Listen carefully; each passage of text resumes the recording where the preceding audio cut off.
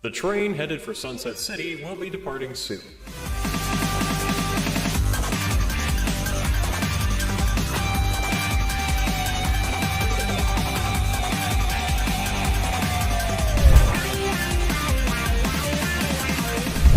Okay, welcome everybody to another episode of Sunset City, a Sonic podcast for the classic and modern age. And I've got a frog in my throat, I just noticed. I'm Nick. With me, I've got Pup. How you doing, Pup? Hey, man. Wayne, how are you? How do you know it's a frog and not a toad? I know what I ate, bro. Oh. And also, Suris is here, sort of. I mean, the better question is, why aren't you sharing? Oh, screen sharing? I will be just a second. I just want to make sure we got everything. Oh, no, I'm not. I'm talking about the toad. I'm talking about the frog. Oh, that's fair. Oh, hey, nice mic there, Suris. Let me do my impression. There, how's that sound, huh? Yeah, you like that, don't you, huh? Oh, he can't.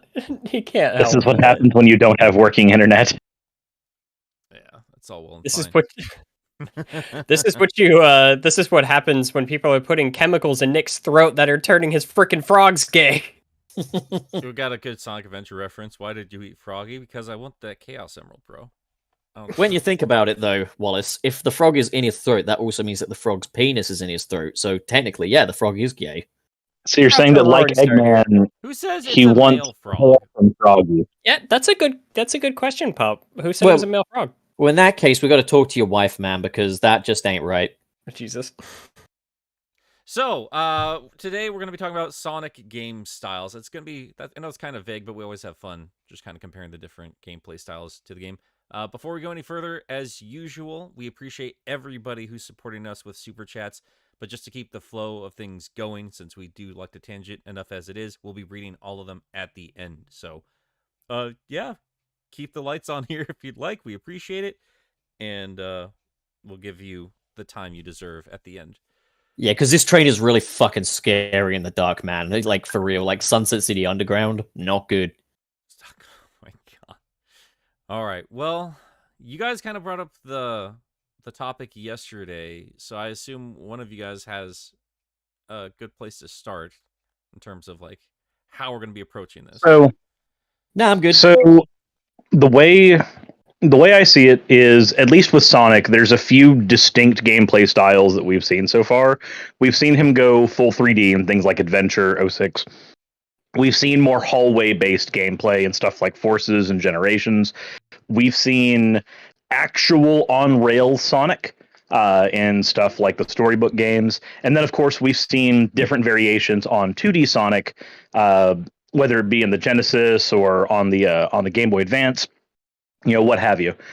Each of these different styles for Sonic has its merits, they have their benefits, and they also have their downsides. And I think every Sonic fan has one style that they prefer more than others. And there's, of course, going to be ones that are going to fight about whether or not you consider the more like 3-lane hallway type games fully 3D or not, because technically when you're at a standstill, you can move around in 3D.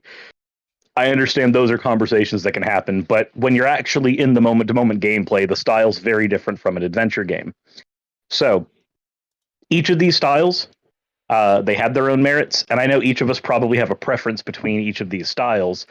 I wanted to see what kind of discussion we could get going about what we think the merits and drawbacks are of each of these ways we've all played Sonic, which ones we prefer, and which ones we probably like the least. Quickly, before we go into that, though, just a bit of a behind-the-scenes thing here, quickly. Yeah. Nick, are you finding that Suris is a little disproportionately loud on your end compared Yeah, to I'm the rest taking of care us? of it right now. So anybody who is trying to listen Okay. to us at different volumes, I apologize. Just be ready to switch your volume around as Also, appropriate. our reactive images are coming back. Yep, it seems. don't worry. I'm watching all of it right now. All right, sick. So anybody in the chat, if you're noticing anything specifically weird, I just turned down Suris. I think we'll be okay going forward, but just keep an eye out on all that. I don't know, Daddy Nick, are we going to be okay, man? Is this Not- train going to crash? Don't worry, I'm just going out for some milk. I'll be right back. He's going to get some milk. Yeah. All right, here's I don't our, like anything. That's all right. and then our Daddy reactive came back with images. the milk. I really don't know why fucking reactive milkies. images get so Milk. weird here. Nick milk. How many different milk. I did have like 3 different Suruses on here. Goodness gracious. Milky Daddy. Oh, he's back with the milk. Milk. Why is it still happening? Why is he still going? What, Wallace, join me. Milk. No. I think I'm good, man. So- I know my Anybody limits. needs to join you in that. You need to get hydrated. So boy. You I'm need gonna some- just shut up. As far as the gameplay styles are concerned, and I know this is just gonna be as predictable as possible, but I think it's important to understand why this is a predictable outlook to have. I think the original gameplay style is about as solid as it gets in terms of Sonic the Hedgehog, and any discussion on any differences going forward, I think it's going to be mainly in 3D, but in terms of 2D, there are 2 different gameplay styles I've noticed try to form. I mean, we obviously saw that with Sonic 2 and Sonic CD, and something I don't think enough people talk about with Sonic CD, and I think they were kind of on the path for it, but I don't think they really quite got there, is focusing more on the momentum and potentially making more of a puzzle platformer. Like, the way I see, if like Nintendo had made Sonic, it would have been like a single screen puzzle platformer, figuring out how to get Sonic up with, you know, momentum and stuff of that nature there.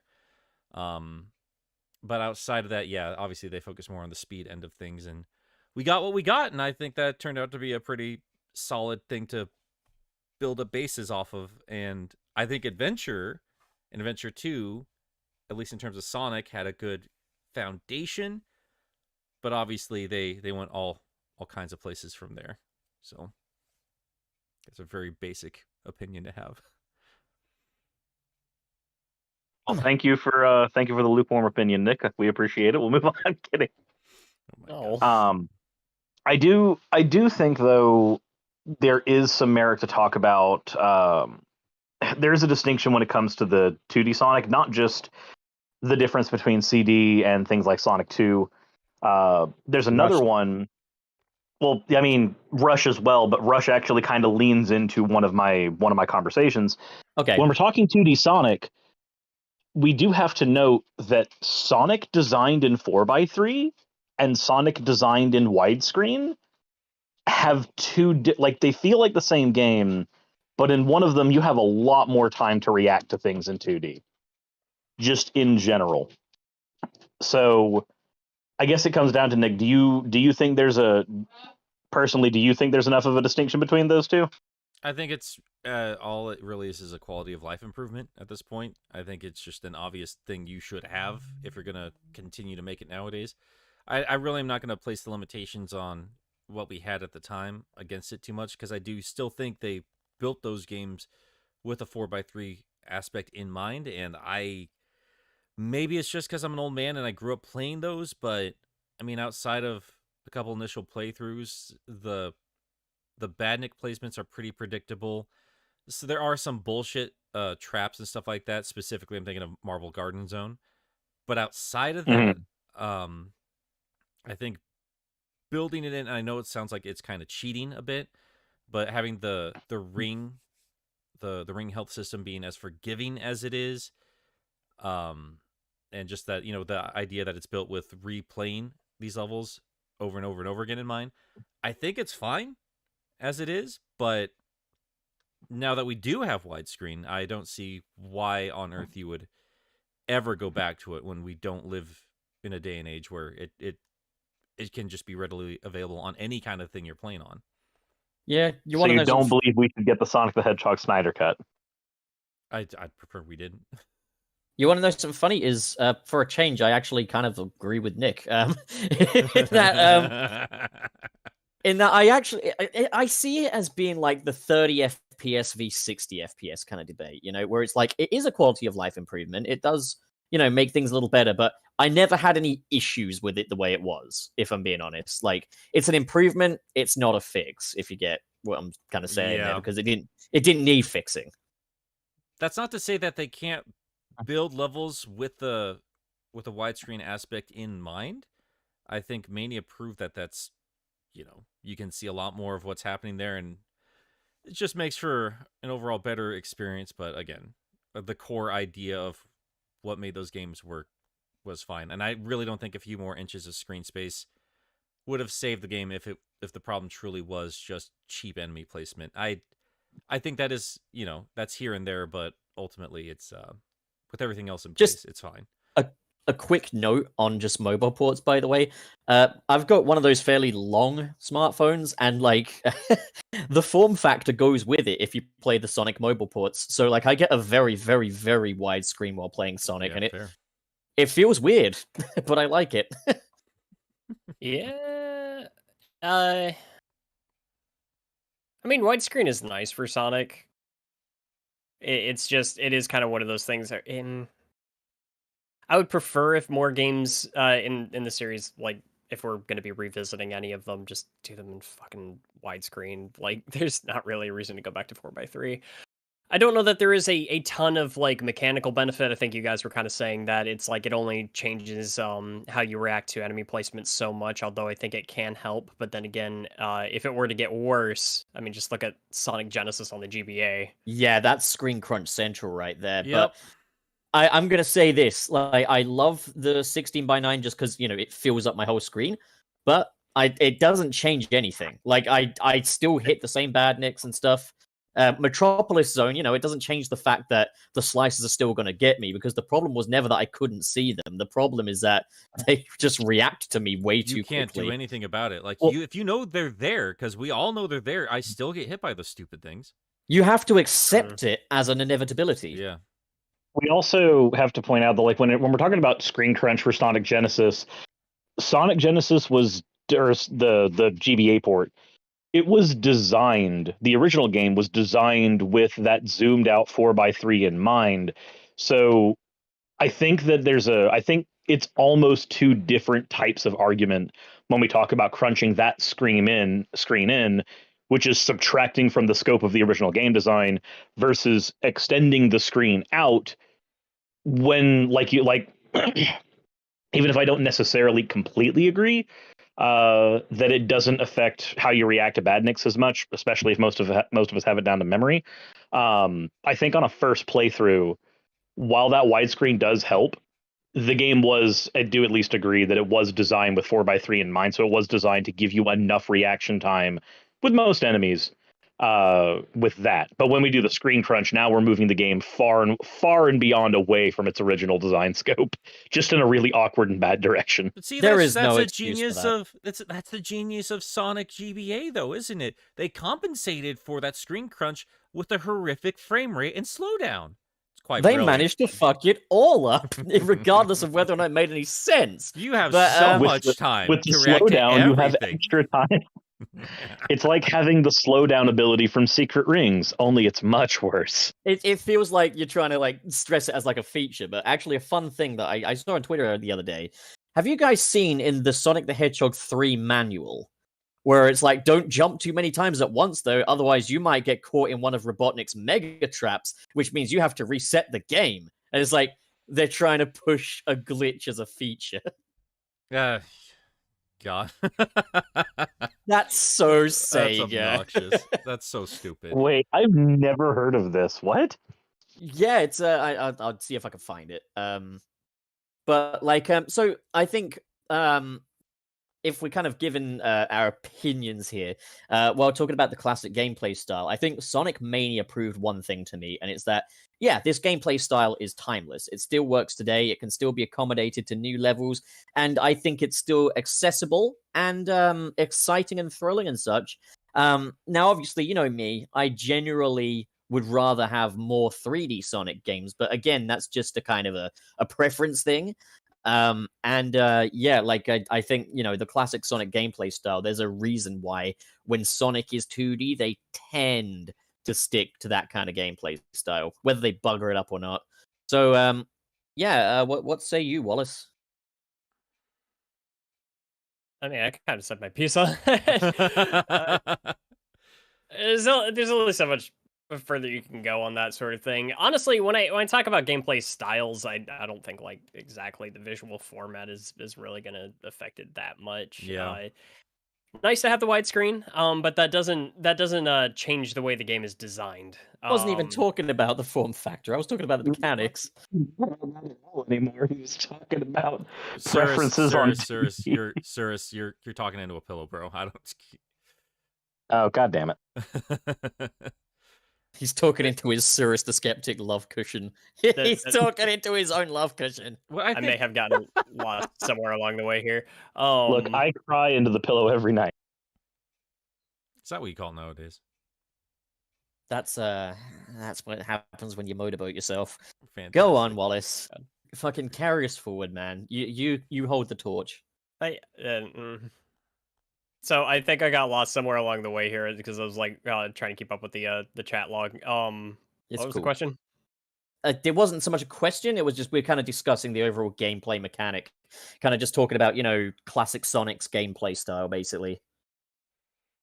Well, I mean, it's a tried and true formula, isn't it? It's platforming, but with speed and physics, and it's like kind of taking those into a new direction and everything. For its time, it was anyway. And some games have really figured out how to take advantage of that. Others didn't. I kind of view it in the same way as you get 2D versus 3D Metroid. Those are two different games that are designed in very different ways. And the way that if you're doing side-scrolling versus like 3D exploration, it's going to change the way that you handle progression. It's going to change the way you handle pacing. It's going to affect a lot of these factors. When it comes to like 2D Sonic, a lot of it is they started creating like kind of a formula there. They set out rules. It's you stay up top, you go higher into the levels, you're going to start going faster, and you're not going to be stopped by as many things. You'll probably find new rewards and shit like that. Versus like I don't see as much of that mentality in 3D Sonic stages. I think maybe some of the best I've seen are maybe Sonic Adventure 1 and Sonic Generations, where they kind of like found their own qualities for what a 3D Sonic stage should look like. And then, some games just don't really take much advantage of that. I think I think at this point, let's all of us in our own ways have talked about the classic gameplay styles to death. I was just putting down it's important to talk about it in terms of like putting that baseline down though, because you got to have that foundation, like yeah. Well, I do think it still is important for what has to be discussed in terms of 3D, because as far as I'm concerned, most of the 3D games still have not learned all the lessons they can take from these games, and I'm still waiting to see that brilliant, satisfying design brought forward. And I think the best place it has done it in terms of like replicating classic Sonic style so far is Sonic Adventure, because I think more importantly than widescreen, the biggest change that would make would be like changing the perspective of what you're seeing in front of Sonic the Hedgehog, and I think Adventure did that quite well. I think what makes it different though is all the other gameplay styles they brought in with that game. So should we just move on to 3D game styles? I was thinking, how should we do it? Should we do it as like a through the ages thing, or should we categorize it and do like the 2D gameplay styles and then jump onto the 3D maybe? 2D, then 3D, then we technically got on rails in the middle of all of that, and then I was ending thinking, on like, boy, yeah. I think we should probably interesting. Oh, you go ahead, Pub. I was going to say, I think an interesting direct comparison is looking at like the classic Sonic gameplay style and then looking at the Rush gameplay style as like an evolution of that in a way. I do. Well, I think the only problem there is like I think chronologically the 2D and 3D games do learn from each other as the series moved forward. Okay, well, in that case, we'll do like a handheld section later on then. Yeah, I think it's so. I think if we keep on 2D, I understand that the games learn from each other, because especially like obviously we took Rush in Unleashed from, or not, the boost formula came from the Rush series first. Yeah. I understand that, but I do think it is important to note that Rush did something interesting with the 2D formula, and that was that it had horizontally built levels, but the actual aspect ratio they wanted you to play at was very vertical, which I know that it doesn't add a whole lot to that game in hindsight, but it was an interesting gimmick. Okay, how about this? How Should about we just I make talk a poll Rush now? Should we just do it now? I mean, Let's make a poll. Ask the audience. Shall No. we do this chronologically or categorically? We're spending too much time talking about how we're gonna do this, which we should have done before. Yeah, the show. no, we're not doing that. I think we just talk about Rush now. Let's just talk about Okay. Rush now. Yeah. Okay, so Rush is yeah, it's actually quite. I wouldn't have even mentioned like the form factor of Rush had you not brought it up. I was just kind of thinking of it as like, where does 2D Sonic go next? How do you rejuvenate and modernize the 2D Sonic gameplay style? The answer I'd say is you don't. It's not necessary. However, I do think the Rush gameplay has merits of its own. And what's interesting to me is when I play like Sonic Generations 3DS, for example, that features both the classic Sonic gameplay style and the Rush gameplay style. Yet I find myself gravitating more towards the modern stages, which have the Rush gameplay style. And I'm not sure why. Because they don't know how to design good 2D Sonic. I mean, okay, that I mean, I don't think the level design is very well done in the modern stages in 3DS either. I'm gonna get mean about Dimps for a second here. I think as their games went on, their level design just went down the fucking toilet with either their. It's weird. It got better and then worse. Like it's very like, weird. It's very weird. Yeah. You've got like Rush 1 where the level design is fucking wank, and then you've got Rush 2 where the level design's amazing, and then you've got Colors where the level design is it's fine. Pretty good. It's fine. Well, and we're also ignoring the fact that we've got 3 Game Boy Advance games before all of that also Dimps designed. Yeah. And then you've also got Sonic 4 thrown into the mix where they just got everything wrong. Did Dimps do Sonic 4? Yeah, they did Sonic 4 with help from Sonic Team, and they also did Sonic 3DS, and I think they did Unleash for Wii, right? Wii and PSP. They assisted with Unleashed on the Wii. Yeah, which yeah, distance yourself from the project if you must. That's its own thing. We'll move that to one side and talk about that when we talk about Boost. But like, yeah, so Rush, the progenitor of the Boost style of gameplay and the evolution of 2D Sonic. I mean, I don't think it's better than the classic gameplay. I don't think it is either, personally. I remember enjoying Rush a lot when I was a kid, but I think it's because I had been playing. I had just gotten off the backseat of other Sonic games that had burned me, like Shadow the Hedgehog.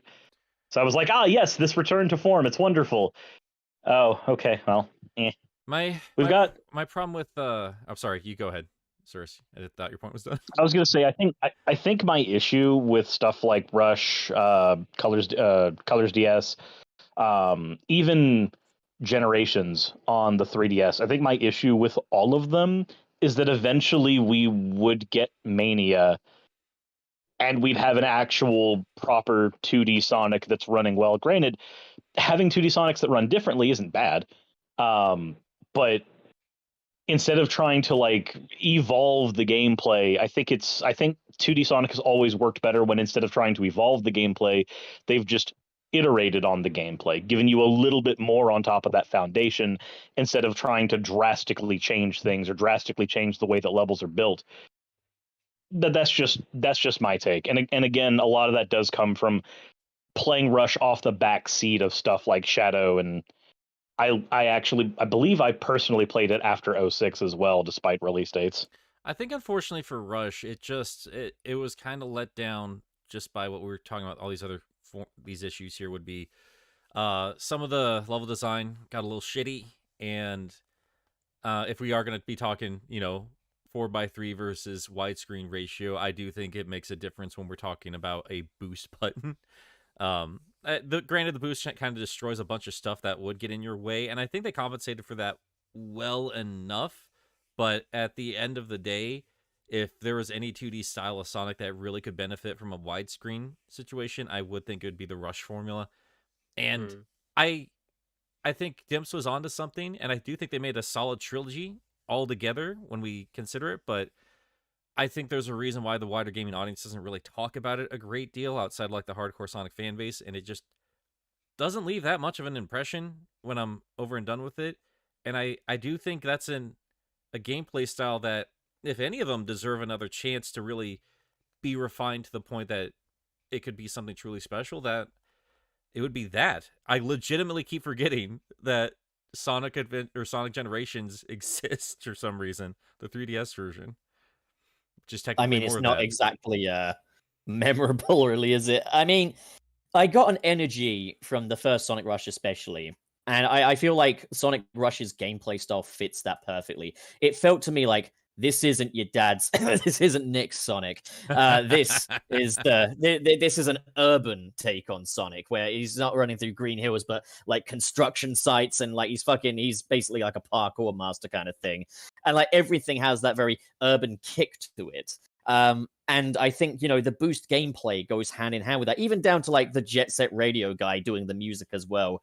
I think it fits the bill, but it's one of those things where it's like it's the modern evolution of a timeless thing. So naturally, that modern evolution isn't necessarily going to stand the test of time that the original did, because it was already pretty much perfected. Also, for the folks asking, the reason we're not really talking about Advanced so much right now is just because there's not really a different gameplay style to the Classic, as far as I know, anyway.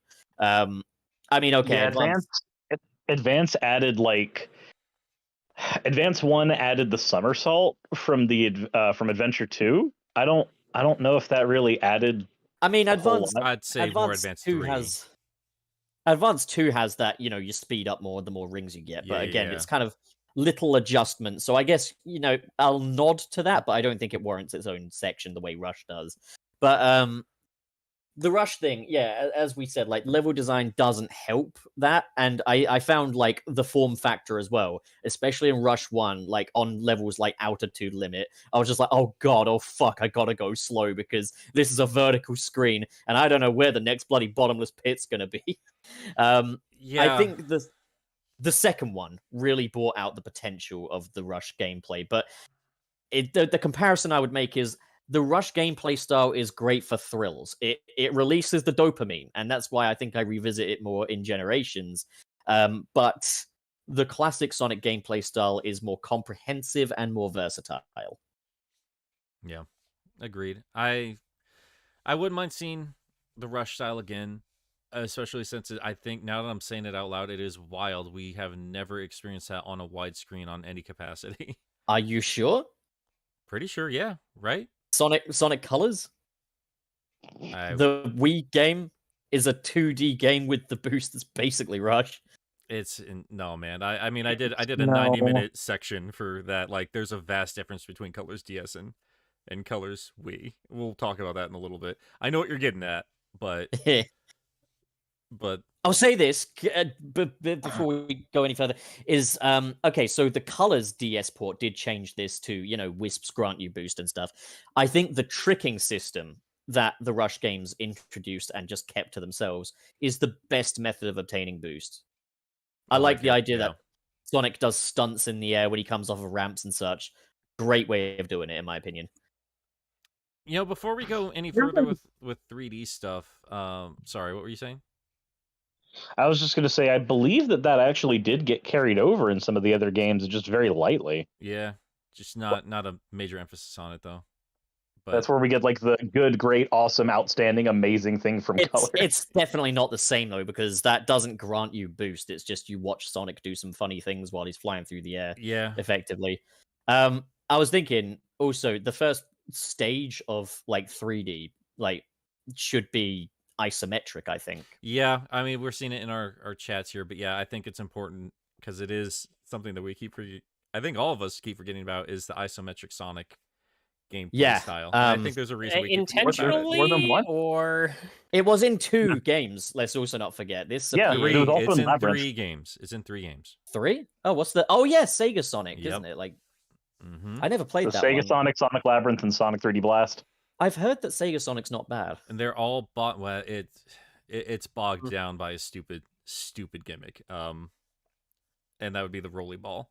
I've played the actual machine, and it's beautiful. It's exciting, but like while you're playing it, you just keep thinking to yourself, like, I get it, like he's a roly boy and a roly ball makes sense. I wish I had a joystick.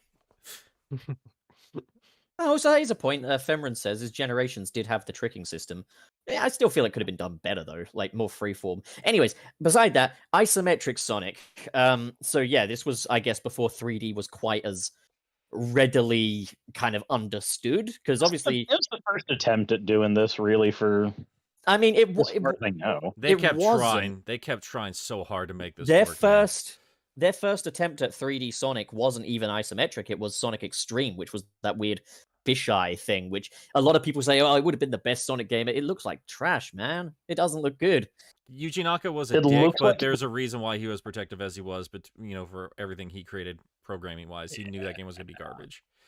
It doesn't look good. I don't understand. Like it I don't see any speed. I don't see Sonic, moving like Sonic on these round fisheye things, just climbing around and stuff. Just that doesn't tickle the pickle, I'm it afraid. looks like bad Bomberman Hero.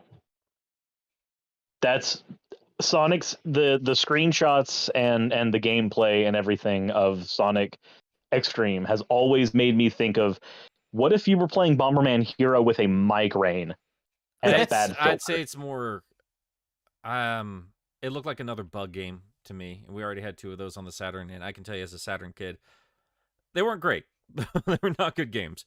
I still wanted it because I love Sonic, and it would have been fun to have that as part of the conversation. I don't think anybody's actually fooling themselves by saying like this would be the best Sonic game. I think there's just an allure there that we would have gotten a different kind of Sonic, because the Saturn is just this strange, interesting system that, yeah, man, I don't know. I'm not the only one out there, but like there's a small Saturn community that just finds everything about it so fascinating. Not technically maybe the best way to play some games, but it's just interesting. There's a kind of a intrigue going about it. Yeah. Like we were so close to getting it, and I could tell you like there is still that yearning to get Sonic Xtreme. Understanding that was probably going to be shit. I could tell you as a child, looking at it, I was like, this ain't it. I don't know what this is. This ain't it. Everything felt like a stopgap, and even Sonic Xtreme looked like a stopgap. Everybody was waiting for Sonic 64. We wanted to see what he was going to do to contend with Mario. Nobody was So giving a at the shit same about time, 2D. At the same time as Super Mario 64 came out, we did of course get Sonic's 3D Blast, which is like the main isometric Sonic game that most people will know of. Yeah. If we're gonna talk about isometric, I think this is the one game to really dig into, because it did some interesting things. We got kind of a Collect-a-thon style Sonic in this, which is not what we would get in earlier games. But I never really made the connection, because I guess for me, when I was a kid playing a lot of early 3D games, I didn't recognize Collect-a-thon as a gameplay style. It didn't really occur to me until, I was older that like, oh, that was an early 3D gaming thing. It didn't occur to me that 3D Blast was actually a Collect-a-thon as a Sonic game. It's funny because I actually made the comparison myself that Sonic CD is kind of a Collect-a-thon platformer, just on a 2D plane. In a more optional kind of way, I guess. Yeah. In a more optional kind of way. It depends on how you're playing it, but 3D Blast definitely does. Yeah, 3D Blast is like, do you want to progress in the level? Collect 5 flickies. Do it now, or you will never progress. That was the thing. When I was a kid, I just kind of thought, because you're collecting flickies in that game, and I had played Flicky for the Genesis, and I was like, oh, so it's the same idea. You're playing Flicky, but a Sonic. Yeah. There are things that I I'd never made that connection before. Yeah, Wayne, that's exactly how it is. Holy shit. There are certainly elements to this where I can kind of see some form of method to it, like in that, like, part of the thing with Sonic is, your reward is you get to move forward and make the use of Sonic's speed and everything, and obstacles get in Sonic's way, and it frustrates the player, but it motivates them to go further. The problem with that is, in the classic games, these obstacles stopping Sonic's progression were little motor bugs that you could dispose of really quickly. The obstacles preventing Sonic from moving forward in 3D Blast are gated, and it takes ages to fucking get through that. Like, I think with Sonic, Collect-a-thon and mandates does not work. It just demotivates the player. And this is how we talk about Shadow the Hedgehog. We're not talking about that right now, but this is literally just We'll get there when we get there. The idea, it's the same idea executed just as badly. yeah, and 3D being as unique as it was, if the whole gimmick was, hey, now you can move Sonic in all kinds of directions, we need a reason for him to be all over the map as opposed to just, the straight A to B objective. And yeah, collecting flickies was their way to do that. It's an overcompensation though. Like It's I think when I tedious. play 3D Blast, I think there is something to this. They did get Sonic's movement pretty nice here. And like there are elements to this that work. But when I think of it, I think, gosh, I wish these levels weren't so stacked and they weren't like these mazes and shit. I wish that it was just a 2D Sonic game effectively, but with the camera over the shoulder and maybe a little path going left and right, like they have the upper and down path, But like, obviously, I think back then there was kind of this need to justify 3D movement. I'm in complete agreement with you there. I think their priorities were a little skewed. I think there's a reason why when Game Hut, the dude who worked on the game, came out with a director's cut of it and just completely removed the need to collect all the flickies. There's a reason for that. The level should compel you on its own. You shouldn't need that much. Not to say that you can't have good collect-a-thons. I think Banjo-Kazooie proved that that's a solid way to do it. Mario 64 went and did it by just like the stars are the goals. That's all it is. Yeah, it's not really a it doesn't suit. Yeah, it doesn't suit Sonic. Like A to B stuff is intrinsic to Sonic. Yeah, I mean, I think there's something to be said if Sonic had actually done a Mario 64 here, because Mario 64 did the Collect-a-thon thing by being A to B. It put the stars as the B location in every level. Do we think that would have worked here? To interrupt you real quick, because I know if we had Gilly on, he would be making an argument on what a Collect-a-thon actually means, and I think there's an important distinction to make there. Because when we're talking about the stars, yes, you do have to collect a certain amount of stars to progress through the castle, but the point of the star is that you have to do something to earn that star. You're not just running around the level collecting as many stars as you can, then leaving. You have to do something. Yeah. It's a level. The levels are hub worlds within themselves. Like, you just have to do a certain objective. And yeah, some of them are as simple as, like, find the star and get it. But other times you have to race Coop with a quick, or you have to collect all the red coins. They give you something else to do. It's a very layered system on there. And I still can't get over how good that fucking game is even today. But they made a Sonic game where, like, the whole idea is you do some odd jobs for Sonic's friends, which require you to run through these fun locations, and then you get a little prize for doing so, which unlocks the next bit. That's not so bad. And that's okay. We'll talk about that in a little bit too, because we have a certain character we're going to talk about very soon where I feel like they could very easily build upon that particular idea, and I think you guys probably already know what I'm talking about. But before we get to that, is there anything else you guys want to say about Isometric Sonic? We haven't even touched Labyrinth. Well, Labyrinth is that, but worse. it's that, except they fucked up the movement and if 3D Blast missed the point, Labyrinth fucking it didn't just miss the point; it straight up fucking forgot. They literally added in a plot reason that Sonic couldn't run fast as an excuse. I don't think we need to talk about Labyrinth. I think we do. I think we do. I played Labyrinth when I was a kid for like about 10 minutes, and then I never touched it again. I was gonna ask you guys, how much of Labyrinth have you actually played? Any of us here? My experience mirrors Wayne. About 10 minutes. 3 levels, and I guess that might be 10 minutes because the levels aren't particularly long. The thing with it is, it would be one thing if Sonic just didn't move very fast, but he moves excruciatingly slow. I've heard people make the defense of, okay, as a standard game though, let's say it's not Sonic and moving fast isn't really an issue. It's still excruciatingly slow. And I'm also sorry, but I don't kind of vibe with the whole it's a good game, it's just not a good Sonic game thing in this case anyway. It's kind of either good or it's not, and there's nothing here. Well, that's the thing. I wanted to say, if we're going to keep rambling about Sonic Labyrinth, this is why I don't talk about it a whole lot. Because until I have more than 10 minutes under my belt, I don't really think it's really up to me to give an opinion on it one way or another, but I do think it does have that idea I was talking about earlier, where if you took Sonic in a more of a puzzle platformer direction as opposed to just being focused on the speed. And I wonder if that's the case. I don't know, because I don't have that much experience with it either. I've got a couple levels under my belt, and unfortunately for anyone who's listening who's like, yo, but what are you going to talk about with Sonic Labyrinth?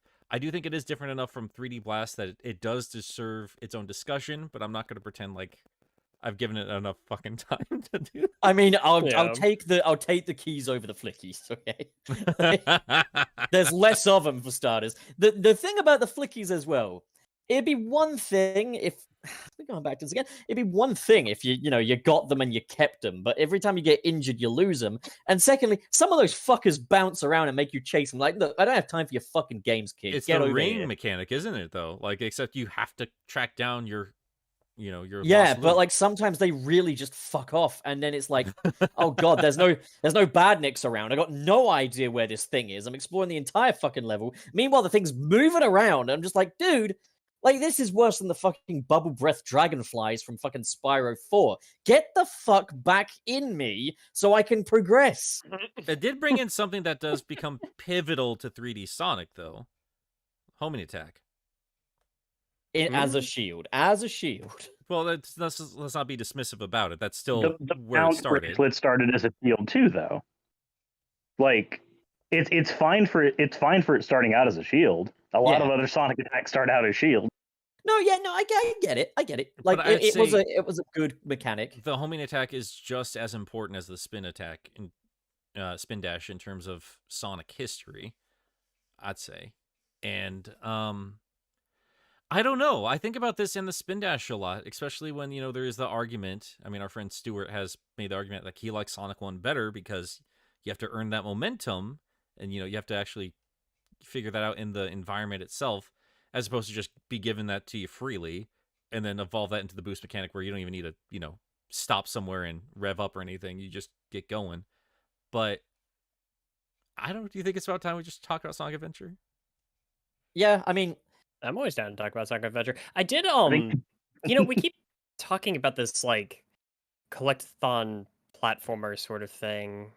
And we're talking about like a 3D like sort of style of that, something kind of Banjo-Kazooie, Mario 64 and everything. Maybe we put a pin on this for another day, but it's got me thinking that might be what I'm hoping for out of Frontiers. I got a whole video planned on that. Yeah. Okay. Okay. Hit me up. Well, I think we're gonna have to just talk about a certain character in this game specifically, because I've said it on the show. I've said it in videos specifically about him, and yeah, we'll talk about Knuckles in a minute. What do you guys think of Sonic, though? So I think in Adventure, while I prefer a lot of the levels in Adventure 2, I do think that Adventure got Sonic's control and gameplay style down better in full 3D than we would get in anything else, in terms of like the freedom to kind of sandbox around with Sonic. And on the one hand, I get it. It has hub worlds, so of course you need to have a little bit of that. But there's a lot of things like the jumping spin dash that are just in this game and executed better in this game than we would get in any other game, and I kind of hate that. But I do like the fact that in this game, at least, because all the levels are designed to accommodate Gamma, Tails, Knuckles, Amy, Big, because they're built to accommodate all of that, they also tend to be built a little more open than the more linear type of Sonic levels we would get with almost every game going forward. So we actually got a nice sandbox to play around with this really loosey-goosey, well, it's not really loosey-goosey, more just like freeform style of 3D Sonic. I understand that this is a whole 3D section, but Adventure Sonic and Adventure 2 Sonic handle what 3D Sonic is on two completely different levels. I know if it's been said before. I'm thinking about like to other content creators. I know Chaotix has pointed out, and it still is blowing my mind. Like I have to go test this out for myself. He's like, Sonic plays exactly the same as he does in Adventure 1. The animations are just different. It's the same thing, and it never felt like that to me. And I think that comes down to level design more than anything in some else. ways he's right, in some ways he's wrong. If you do Yeah. a turn in Sonic Adventure 1, he'll maintain that same speed. He'll just dart off in a different direction. Whereas in Sonic Adventure 2, he'll slow down when he makes a turn. And the reason being is because the levels are not quite as open. They want to generally keep you more to a certain path. Whereas if you had Adventure 1 Sonic running through, say, those little half-pipe thingies in the forest level, he'd be all over the place. He'd be slipping, sliding around everywhere. So Adventure 2 Sonic, they tightened him up by making him slow down when he turns. And that's just something you're either going to roll with or not. But yeah, in terms of, okay, Sonic Adventure 1, Sonic had a rough transition to 3D, is absolute bollocks because of this gameplay style. Now, yes, it has its bugs and its technical hitches, as did every 3D game of that time, pretty much. Or every first attempt at 3D. I think out the gate, Sega got 3D Sonic right with Sonic Adventure 1. Putting technical hitches and stuff aside, that gameplay fundamental, the philosophy, is dead on what I want a 3D Sonic to play like. And not only that, he's versatile. Like Suris said, you can handle open environments and such, and those open environments can also accommodate for other characters and other playstyles as well. I think, there's definitely a masterstroke there in terms of Adventure 1's gameplay, even if I prefer other games. That's my 2 cents anyway. When we talk about 3D Sonic, and specifically, that's a hard word for me today, Sonic Adventure, and we're going to be talking about different play styles, are we going to be considering Sonic on his own and all these characters on his own, or do we also need to discuss the idea of multiple playable characters? That, I think, can be a footnote. I think we should kind of talk about Sonic gameplay styles as in, like, kind of how they could be applied later on, I guess, kind of in a productive way. And it's like, I don't know. I think we can kind of make the argument of, should there be other gameplay styles in Sonic? It's kind of a discussion of its own that can maybe be a footnote, maybe. I mean, if we're talking about different play styles, I think a lot of those discussions comes down to just even the differences between Sonic Adventure 1 and 2, right? Like, when people ask for Sonic Adventure 3, what are they asking for specifically? Are we asking for deeper plots? People to the Adventure 1 style, the Adventure 2 style. I look at the idea of people asking for a Sonic Adventure 3 the same way that I view people who are begging for a Kingdom Hearts 3 and were somehow disappointed with what they got. I don't think people are looking for the game Sonic Adventure 3. I think they're looking for the title, just like with Kingdom Hearts. I don't know about that, though, because Sonic 4 kind of proved that, like, out of the water. Like, it is important that they get it right beyond the naming convention. No, that's what I mean, though, is that, like, Kingdom Hearts 3 was Kingdom Hearts 3, but people were acting like it wasn't. I don't know what people's fucking expectations were, but it was. Never mind. That's the whole fucking discussion. I get nothing but defense for that game anytime I critique it. I did not like Kingdom Hearts 3 whatsoever. Oh, Kingdom Hearts 3 has problems. But what I'm saying is that a lot of people are saying that it was only let down because of the hype, and that it was this, that, or the other. There's a whole mentality there, and I think people would have that with Sonic Adventure 3, where it doesn't matter what they make at this point.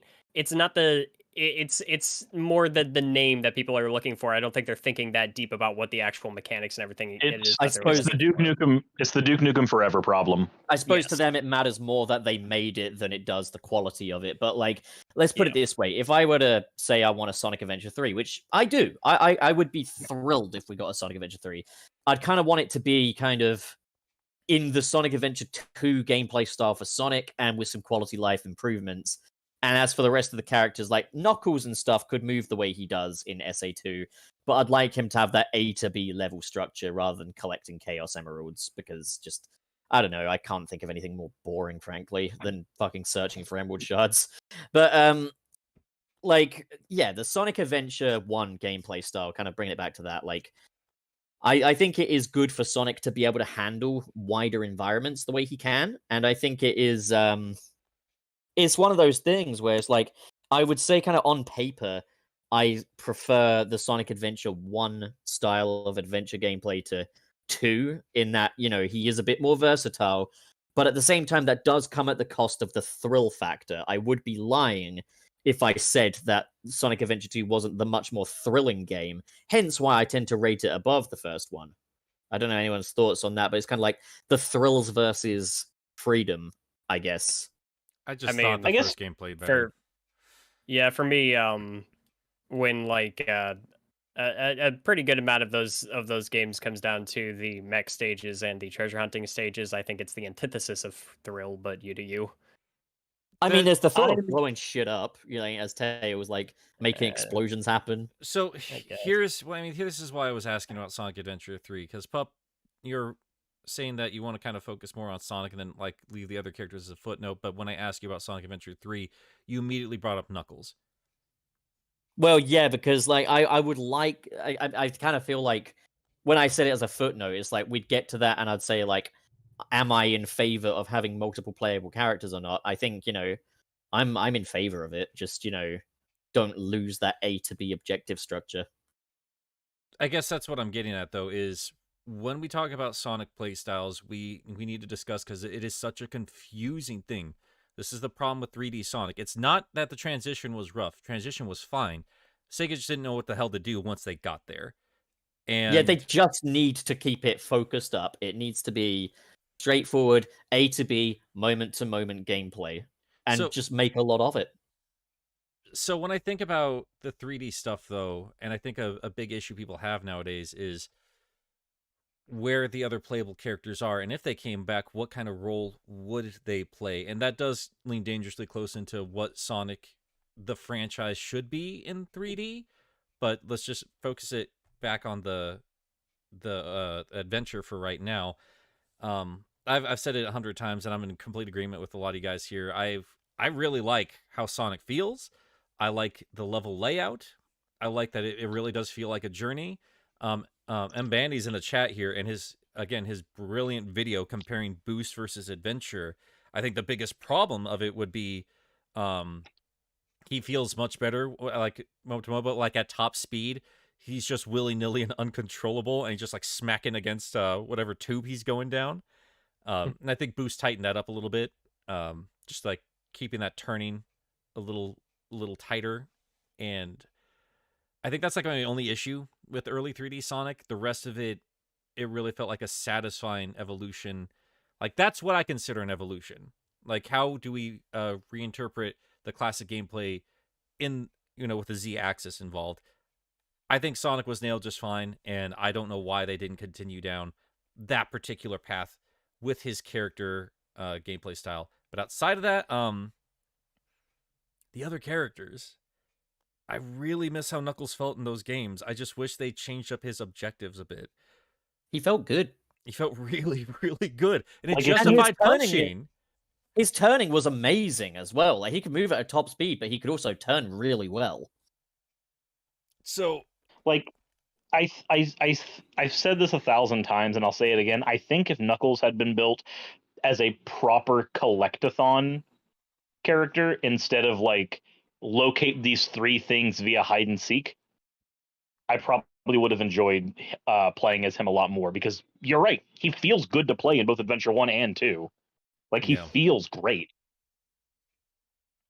But outside of that, Wayne, Mhm. fishing.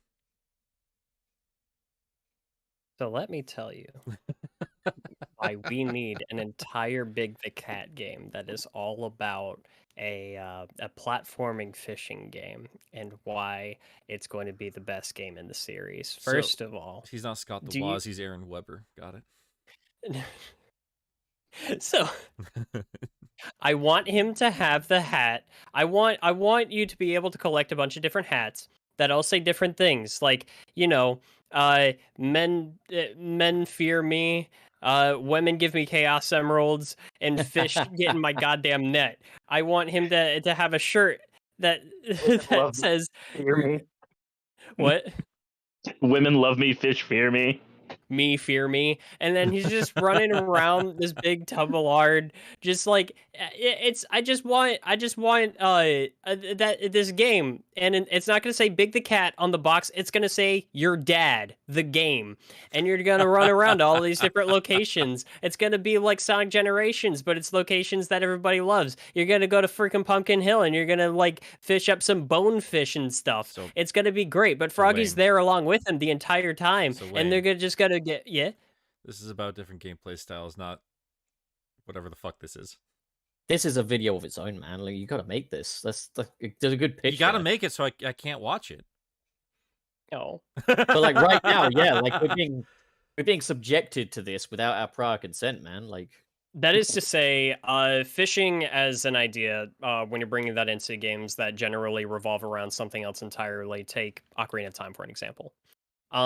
It's fun to have it there, but it should never be mandatory. I feel the same way about Big the Cat. I do like the Big the Cat play style, but given how different it is, not only in like its flow and everything, that is a completely different pacing of gameplay. And when you're building, again, Sonic is taking these pre-established platformer ideas and then it's kind of building on that. You can even argue that like Gamma is a pretty quick on his feet little robot, but he's blowing stuff up along the way. Sonic, Tails, Knuckles, they can all be fairly speedy. Even Amy, while she does slow down a bit, there's only so much of that's sacrificed. Big is in a whole different ballpark. As much as I love him and as much as I'm an apologist for that gameplay style, it really should not be something that is required to get the perfect ending in that game. And I think it kind of shows that there needs to be a little bit more forethought. If you're going to be doing extra play styles, if you're going to be doing extra characters that all play differently, it needs to either be more cohesive or it needs to be completely optional. It's almost as if that would work really good in a big open world. I want this. Would you say it would work really well on a frontier? I would, and I think all of us need to talk a little bit more after the show, because I've had this video idea for a while, and it sounds like we all need to work on it together. kind of just thinking about this though is like intrusive play styles entering the fray, and it kind of gets me thinking about Werehog, and it's one of those instances where it's like, I liked it for what it was worth, but please don't do that again.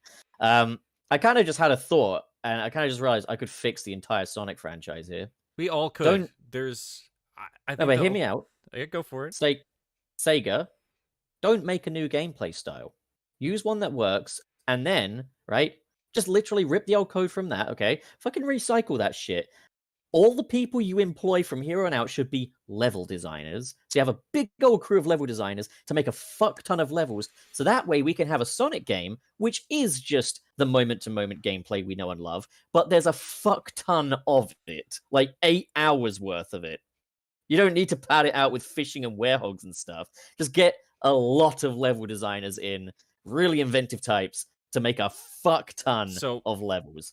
Let's get into the future of Sonic and what we want to be in later on. Let's get back to the focusing on the different play styles here, because obviously we're going to have to take a lot of time with Adventure and Adventure 2 specifically, because that is where they introduced, I'd say, arguably the most different gameplay styles altogether in one go. I think for the most part, they work pretty well, but like Wayne and Pup have both been saying, I'm in complete agreement. Not all of it should be mandatory, and it shouldn't be as intrusive as it is. And that brings me to the genius that was setting up the Chao Garden the way they did. Do you consider that a gameplay style or just an extra option? I consider it optional. Yeah, it's optional. And I would still consider that a gameplay style. I mean, it kind of changes how you go through. But yeah. It's some. It incentivizes, but it's kind of genius. Like it is an extra mode, to be sure, but it is like it does act as achievements and trophies do, right? It gives you incentive to go back how and you play the levels, though. It changes how you interact with the rest of the game. Because when you're going through City Escape, and you're trying just to get a high score, you're going for speed. You're going to be knocking out certain enemies, probably going for the gold beetle. and you're just going to be pushing through with that. That's going to be what you're doing. You're trying to do it quickly, but if you are trying to get stuff for the Chao Garden, ignoring exploits you can do in the game to get infinite rings or anything like that, you are going to be going through City Escape trying to get over 300 rings, not taking any damage, and you're going to be selecting the locations you go to based on the animals, or because animals are better than chaos drives for that game. You're going to be selecting where you're going in the level based on the animals you want to grab. You're going to be going to City Escape if you want a unicorn. You're going to be going to Pumpkin Hill if you want half fishes and skeledogs. You're going to be selecting where you go based on what you need to farm. And as you go through those levels repeatedly, you will begin to get a photographic memory of every inch of every one of those levels. Because for you to get all of the things you need, you're going to need that. If you want to know how to get gorillas quickly to level up power on Chao, you're going to need to go to Mission Street and whistle near a pipe in the beginning of the level. Those are things that you're going to organically figure out because you're going to be stuck in a position going, I want these and I want them fast. How do I get these things fast? And it does It change. was a smart. Yeah. Sorry, go on.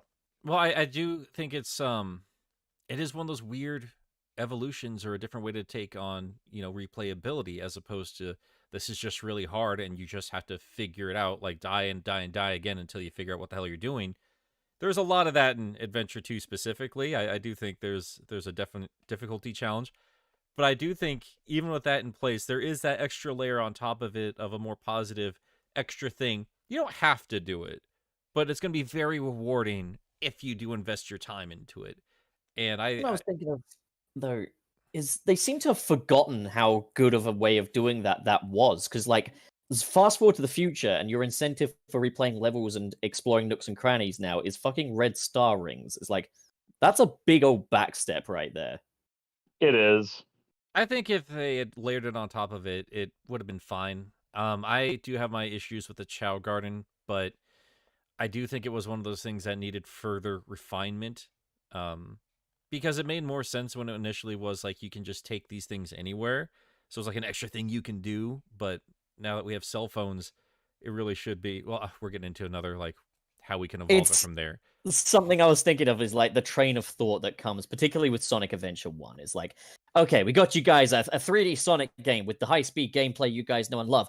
Great! A little short though, isn't it? Yeah, don't worry, we got hub worlds for you can explore. Oh, that's awesome! And a Chao Garden where you can have your own pet. No fucking way! And Tails races. Awesome, okay. And treasure hunting. Wait, hang on, what? And there's a fucking robot that shoots shit. It's like, alright. And fishing!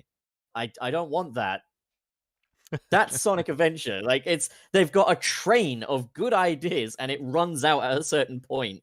And it's like, okay, that would be enough. And I do think Sonic's story alone in Sonic Adventure 1 is not quite as short as I think people make it out to be. It's definitely not like Forces short.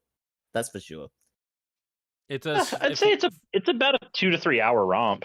Yeah, it's longer than Forces at least. And then Top Tails on top of that. 3 hour romp.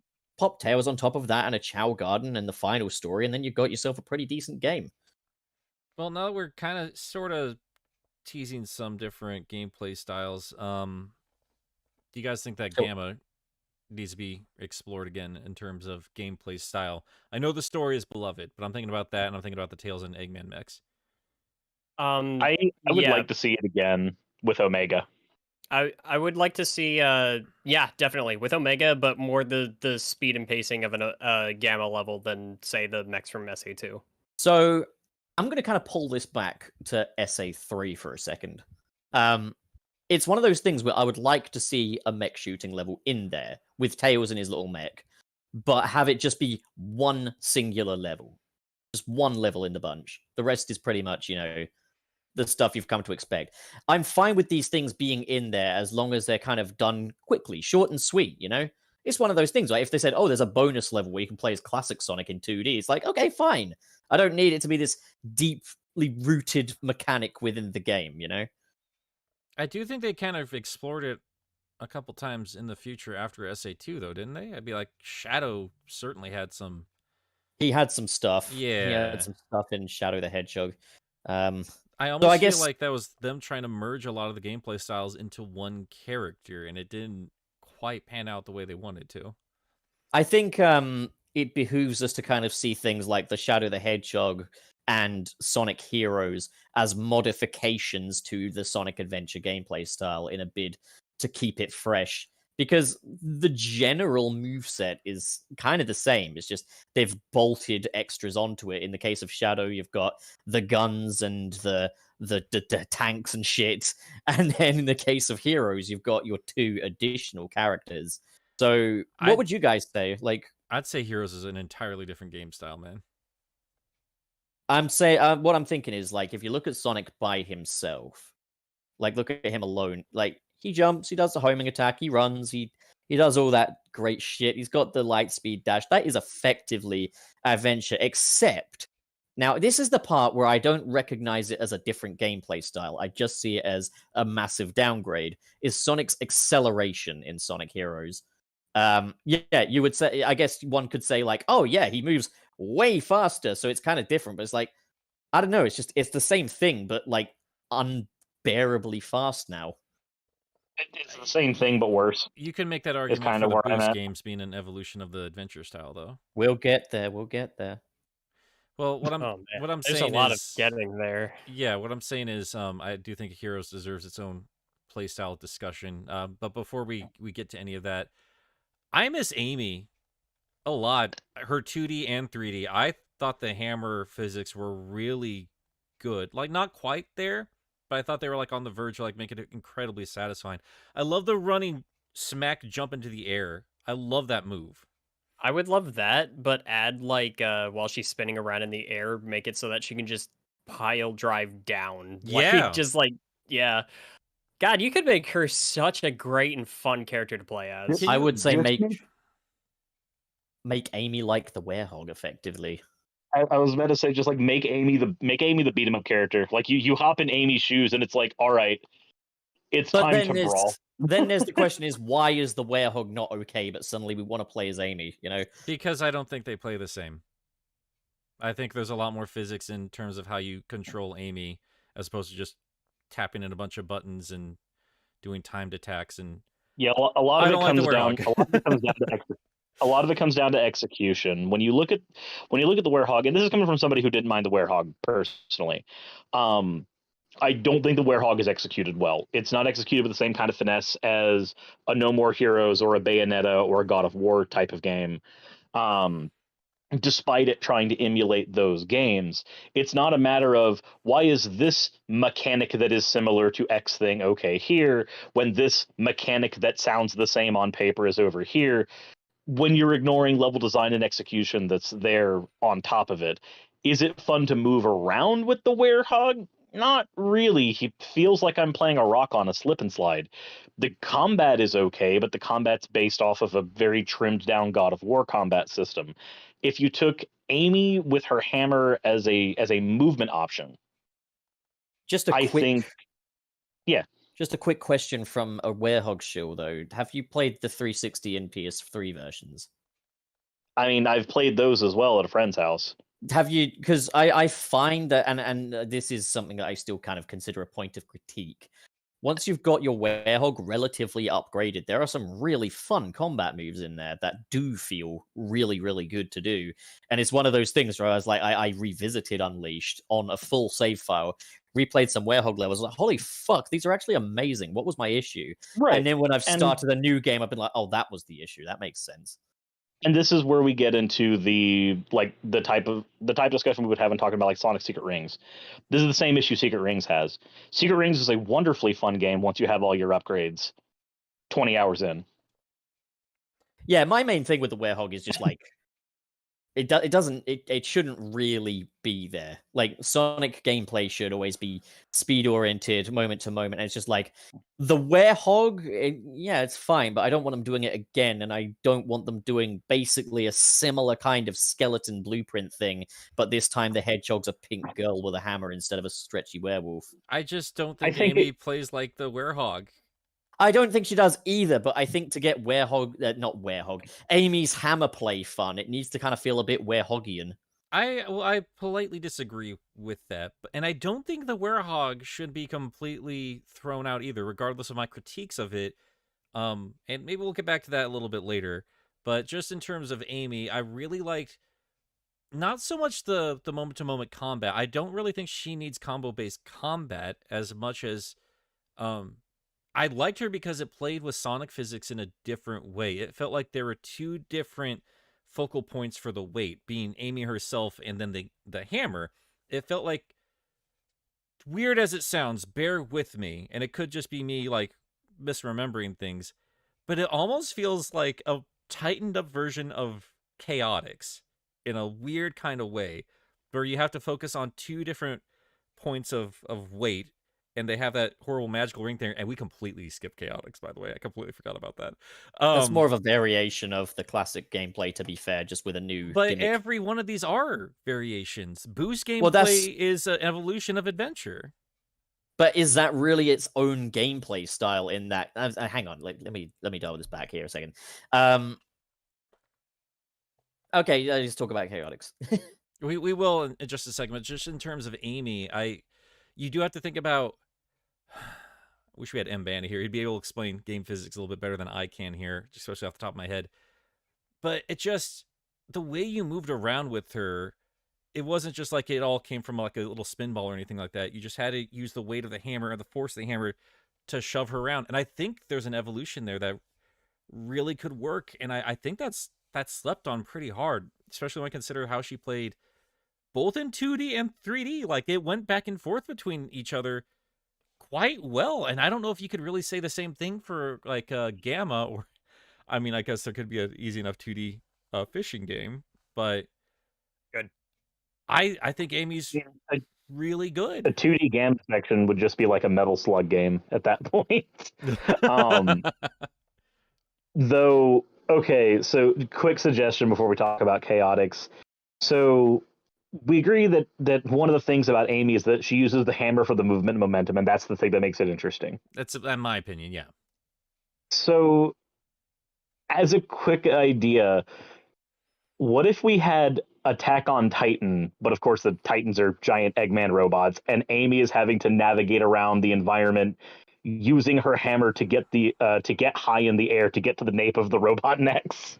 You know what that also kind of sounds like to me? Like Fast Shadow of the Colossus. I mean, we might be getting that.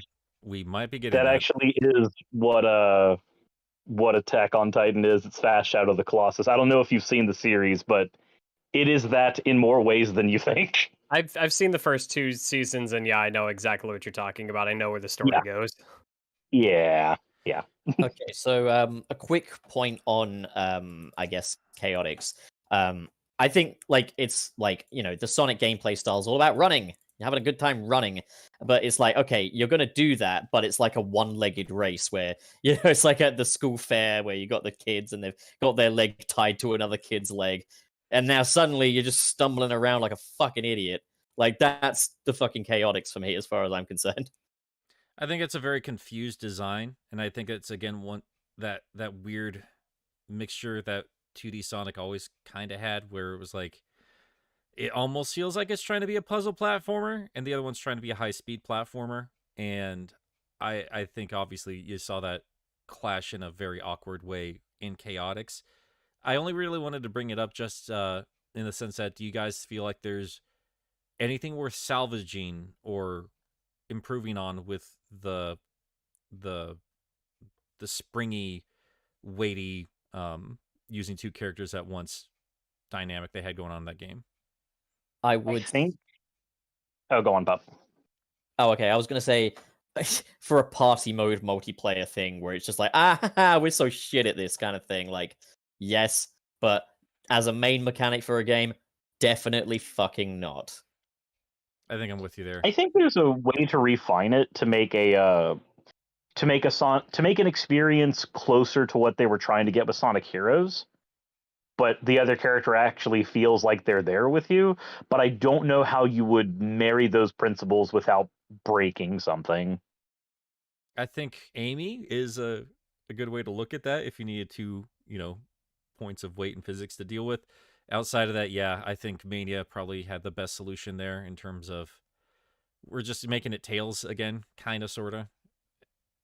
I don't know. It just binding them together just goes against the very fundamental idea of speedy Sonic gameplay. So yeah, probably best What it say stays you, dead. Wallace? Wallace, you got anything to add? What about Chaotix? Yeah. I've never played it. Oh, okay, fair enough. Fair enough. I'm gonna say this straight up. Bungle in with the adventure gameplay style, definitely bungle in 06 because 06 is literally the adventure gameplay style just buggered up. Yeah. I mean, the mock speed zones, inspired idea, poor execution, fixed in the Chaos X remake, I think. But like, yeah. And how about like different gameplay styles, but they just hijack the fucking level you're already in? Not the best way to do it. I did not like that.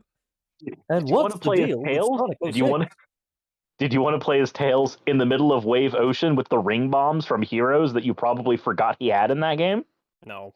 I didn't hate the narrative thing of like in mid-level, one of Sonic's friends might have to help him out, and you get to play as the friend. Like, I don't mind that. That's a bit of in-level storytelling. Why not? But again, it's just like none of the gameplay styles were refined. It's like, oh boy, I got to get used to this fucking terrible gameplay style now. Or Yeah, this. I think Adventure executes that way better. Where like if you want to have the parallel stories happening where different Sonic friends have to help them in the levels, that's cool. But you could always just have them have their own stories where you play as those sections there. Well, I think the structure of the Amigo system is actually a very smart way of doing it, where it's like, rather than have a story for Sonic, a story for Tails, a story for blah, blah, blah, blah, blah, blah, and them getting entire levels to themselves, you just have them at little intervals sprinkled throughout as part of the narrative. I think that's actually an improvement, so good job 06 for doing that. I think it still needed to go a little bit further, though. I'd say like marry those two ideas and find some compromise, since there is this gargantuan open world there. If the loading wasn't such a, if they just finished the game, oh my god, I can't believe I'm referencing this.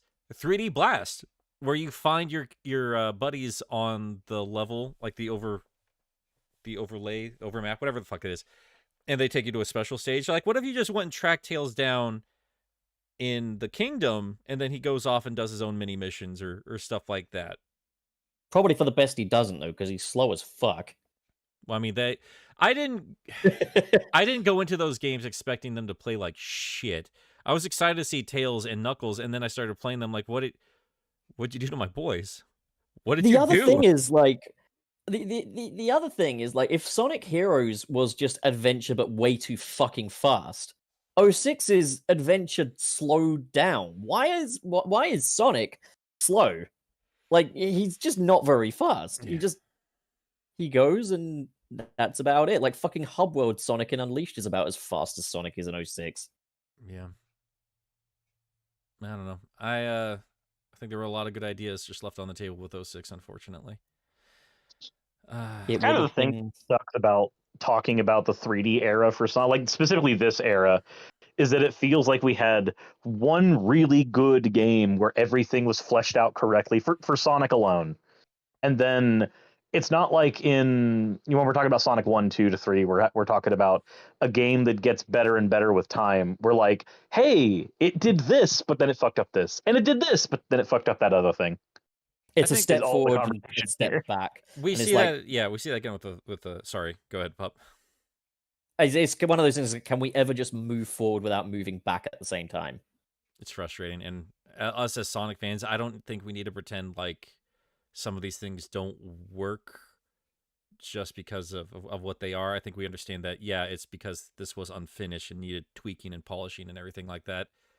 And I think that's why we have a fun discussion about this, because a lot of these ideas do deserve another time around, just, with more time and budget and maybe more competent people.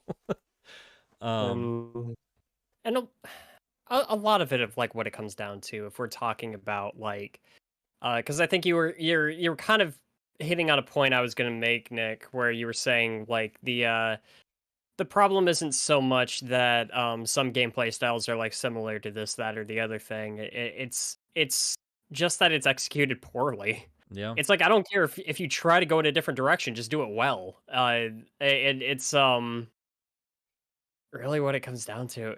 I like to see Sonic experiment with this sort of thing, but they got to incorporate it better. I think a lot more of it needs to be optional, and I really like your idea of like, what if that's how you do special stages and everything like that? Kind of change those up a little bit, and you kind of keep the extra characters as important, but you make them a little bit more. You play as them when you want to. Yeah. I mean, You could even go ahead. have go like the Spyro route, I'd say. Like you could in these levels, like maybe make the Chaos Emeralds a story-driven thing, so you don't have special stages, but you still have like a giant ring hidden somewhere in the level, and when you get through that ring, it would unlock like a little stage dedicated entirely to Tails, and it could be like those little portal doors in like the Spyro games where you go through and you might have to do something with that fucking G.I. Joe penguin or whatever. Yeah, that's what I was saying with like use that hub world to greater make it. Well, I'm saying, yeah, I guess I'm basically saying like you could do that, but go further and even include hidden rings in like the levels as well. Right? Yeah, you can do that within hidden rings, or you could just do enough stuff that unlocks Tails on the hub world. There's a lot of ways you could do it, and I don't think there is a potential idea here or there that Chaotix could be better if you analyze it in a different way. But in terms of everything that people take away from that game, I think we miss like the style, the music, and the characters specifically. Not so much the ring tether. I think all of us are pretty okay with that being dead and gone. I like the crane game to get the character. I like that. It's I mean there's cute little things like that, but yeah, basing an entire game around it was a bad idea. So in terms of play styles, I think that's why we skip over that, or the isometric when we now have 3D. But when it comes to Sonic Adventure 1, 2, and 06, I think the biggest problems are, in terms of 06, was for me a little bit more of a cringy story with Sonic specifically, and even more importantly, just unpolished gameplay. And I really wish they would bring back hub worlds and multiple playable characters and just refine the fuck out of them. Yeah. I agree about the hub worlds, and I half agree about multiple playable characters. Well, I mean, I don't like every playable character. Well, like my kind of thing with playable characters is like just make them slight variants of Sonic. You know, like so. Yeah, like they the did with the old philosophy games. of the classic games. I'm gonna straight up say it. Okay, fucking hot take. Sonic Forces did multiple playable characters the best. Well, it was as close as they got to doing that properly in terms of boost gameplay. I mean, I think like the Avatar, like it didn't lose any of what made Sonic fun at the very least. Well, Shadow is basically a Sonic clone. I was gonna say, but I mean, if we're trying to do this in order, I mean, we're about to get to Forces here. But I do think we do need to spend a little bit of time talking about Heroes specifically. I think Pup, you and Suris probably have the most experience from it. Do you guys miss that gameplay style? We kind of have a fundamental disagreement, don't we, Suris? Yes, we do. We even had a whole stream about this. So I kind of do stand by one point here. Now, I will say this. My enjoyment of Sonic Heroes has gone up quite a bit, and my respect for it has gone up quite a bit. But I would still say Sonic, part of what makes Sonic so much fun in those high-speed bits is that his controls are still relatively simple. And I do think that having that switch to different characters that are mandatory to get to certain routes and such does muddy that up a little bit. Like, I would rather just play as a singular character and focus up on that as that I can just really enjoy it. I would rather be able to run through that Sonic scenery without seeing a fucking sign telling me fly, and then I fly, you know? Yeah. I kind of see all the characters in Heroes as just a singular character, and you just have to run through those levels with slightly different objectives, but you're ultimately just playing the one same character a lot in that game. I wish that it felt that way, but I'll say this. There are some gameplay mechanics in Heroes, as much as I do like the game, and me and Pup will fight for hours about it and have fought about this game. There's a thing that Heroes does that I do not think works for Sonic. And there are some situations where, there are some situations where a character will die. One of your team will die. They'll fall off a bridge or something, and you won't have them back. They don't immediately respawn. There's a time it takes, or sometimes there's an objective you have to clear before they respawn. So there are areas in the game where you might walk up to an area that requires you to have Tails, click the button to get Tails, and Tails isn't there. Or Tails is locked on a piece of scenery that you cleared a minute ago, and whenever you try to switch to Tails, you just teleport to where Tails is, and now you have to go through that objective again. Most of this is in the casino levels, to be fair, but there are things the game does mechanically to make it known to you you are playing as three separate people, and I really feel like that's to its detriment. That's something that I think another thing Forces fixed was in those tag team levels. You're effectively playing as one character, effectively the avatar with the boost or Sonic with a gun, you know? Yeah, and that's a different execution for that. Heroes, between the fact that I have a physical switch button that changes how my character feels to play, not just what abilities I have access to. It's not like I have access to the it's not a spin attack, whatever it was, the push boost thing that you had to physically have Knuckles behind you for. Yeah. Right. So like, it's not like you have access to that as Sonic, and then you have access to flying as Tails, and then you have access to cursing and also being an absolute fucking terrible time as soon as you switch to Knuckles. It's not like you just gain these things. It's that things are subtracted from you when you do these things. When I switch to Tails, I lose speed. When I switch to Knuckles, I lose speed and I lose a homing attack, because at least Tails has the Thunder Shoot, which is a homing attack but long range. Like, the game takes things away from you when you switch to those styles. And I really feel like it would be a lot better if we could just keep Sonic's speed, and we could keep the homing attack, and keep things from playing as Sonic to make it feel like I'm still playing as Sonic when I play these different characters. Heroes strips those things away from you when you switch, and I think that's really to its detriment. And I think that those levels wouldn't feel anywhere near as long as they do from a gameplay perspective if we could just maintain speed throughout most of them and they didn't have mandatory combat sections. I mean, I'll be real. I don't mind the duration of those levels. Like, I actually quite like the fact that some of those levels take me like 10 minutes to clear. Although I would appreciate if the saves saved my checkpoint. So like, if I quit the game mid-level, I can at least still have my checkpoint. That'd be a nice little function for a Sonic game with longer levels.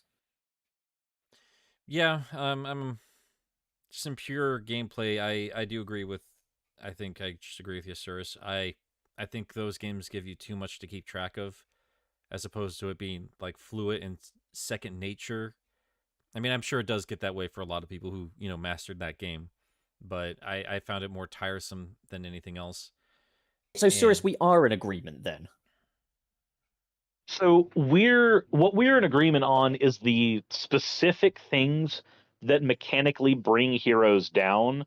What we're not in agreement on, and I think this is what we came to in the last time, we aren't in agreement on how much they impact the game. Like, for instance, I don't want longer levels. I don't. I think 5 minutes tops for a Sonic level is about where I'm comfortable.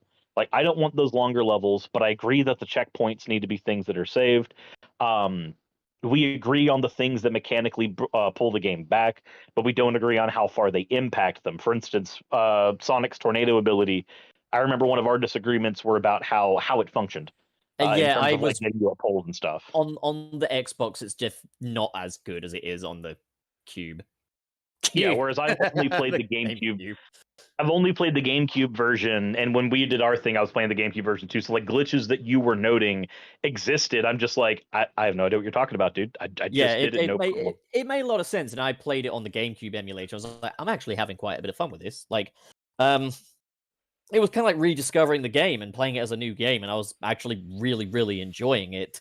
I still think Sonic moves way too fucking fast in it. As in, like, his acceleration is just not well managed. He's constantly bashing into corners. He looks like a fucking idiot. But I'm going to say this in terms of the long versus short levels debate.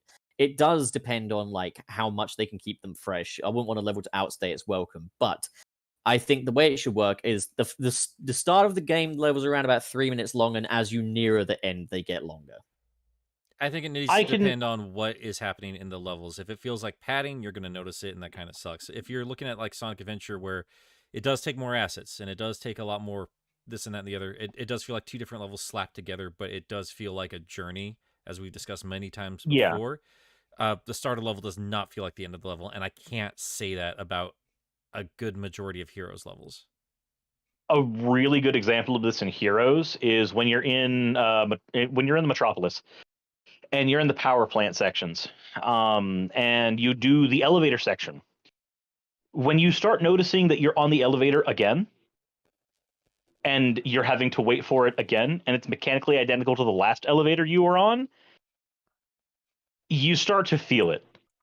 And then when they give you the elevator for a third time, but this time, oh no, it's totally not the elevator. Now it's lava approaching you. You're like, no, this is mechanically the same. Mm-hmm. I'm still doing the same slowly walk up slowly walk up instead of slowly wait. I'm still doing the same thing. You've just thrown it at me with a different coat of paint. I agree with that. Heroes does a lot of that, and I feel like this is what I mean when I say if we could just keep Sonic's speed throughout the level, I probably wouldn't feel as long, because it's not just that you lose the mechanical abilities of Sonic when you swap to the other characters. It's also that other areas of the level are designed with those characters in mind. Like those slow areas are designed for the power and the flying formations respectively. When you go through those areas with those, it feels horrible. They have areas that are designed for them specifically, and they never feel good. Another thing that I think could definitely justify having levels be longer around the length of Heroes, I think a thing that's holding Sonic games back now is like having levels have like these singular themes. Like you've got green grass and palm tree zone. What does it have? It has green grass and palm trees. You've got chemical planet zone. It's a planet with some chemicals on it, you know? Like it would be cool if we had levels where it's like, oh yeah, maybe I'm on this green palm tree terrain or something, but now we're going to dive into the underground or go into the city that's adjacent to it, you know? So you actually do feel like you're going on a proper journey as opposed to just covering one plot of land. And another thing that Sonic Forces actually fixes here is like when you have that tag team Green Hill level, and yeah, you're in Green Hill at first, but then you enter the pyramid and then it changes the style of the level and the scenery. Like it keeps changing things up. Like if you had that but like as like a 10-minute level, that would be a really good way to go. It's just a matter of constantly keeping things changing, you know, keep the momentum going. Something has to evolve in the game, be it what you're seeing in terms of art direction or how you're interacting with it, which I feel trumps anything else. So if the challenge keeps accelerating or varying up as the level continues on, that's important. I have not played Heroes properly for a very long time, and I'm trying not to sound like I'm talking out of my ass here, but when I'm thinking of Team Sonic, I'm thinking of that weird fucking car out of nowhere that just doesn't really do anything. Or I'm thinking of Chaotix that just, man, like there's a difference between like, it feels like padding, like Adventure, you could say padding would be Big the Cat, but holy shit, they went and developed a whole new play style in this game. Whether you like it or not, you could see effort in there. When I look at Chaotix and they're like, find every single badnik on this linear fucking level. Like exploration does not make any sense on Heroes level design. Not at all. And it's just wasting my time like that is just offensive to me. And that's in terms of like play styles, trying to track shit down on a linear path. No. Refine it with Knuckles, but that's what you need to take away from Mario. Figure out how Mario and Banjo had you interact with an open world and track things down, because they ain't figured it out with any of that stuff. I'm kind of with you, Nick, in that it's been a very long time since I've played Heroes, and it's just now occurring to me that I don't know that I ever enjoyed that game enough to actually bother completing it. I didn't when I was super excited for it. I never fully properly got all the emeralds, everything. Like the first time I played the game and I saw how you interacted with the special stages, I was like, well, fuck, fuck everything. If Yeah, I I were to thought- give a hint, the best advice for completing that game: beat it once with every character, not giving a shit about special stages, and then only worry about special stages with Team Rose. Never attempt them with any other team. Well, here's the My problem again with absolute, heroes. Just a quick point here, Pup. Like, here's the confused design of heroes. It can all be found with the special stages. Long levels do not make sense if you have to get a special stage. Yep. Yep. Oh no, and the fact that they ask you to hold the ring without ever getting hold the key without ever getting hit throughout the whole level. Nah. Bullshit. Absolutely Yeah. ridiculous. I would also. I hate enemies having health bars. Fuck that. Yeah. But I agree. what else? There was another thing though. Fucking fuck. Fuck. You know what I miss from that?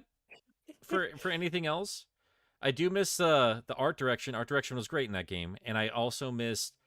While I thought it was corny and the localization needed work, I like the idea of Sonic being able to pal around with Tails and Knuckles and having them interact in real time, as opposed to having somebody in your ear pretending like there's a serious mission going on, like Forces did. Like I think a lot of people miss that, like that fun adventure kind of, brothership. Well, it also plays into the narrative a little better as well. Like in Forces, you'd have the character saying, like, "Oh, I'm over here and I'm fighting these guys." Like, there's no evidence of that, dude. You could just be bullshitting to me, as far as I know. Vector saying, "Oh, I just want to wreck up the Death Egg." It's like, well, why fucking don't you then? But okay, so fucking back to Heroes. Fucking fuck. Okay, I remember it now. The best way to play Heroes is to kind of don't take Metal Sonic for granted. Just pretend he's going to amount to nothing and just play the Sonic story.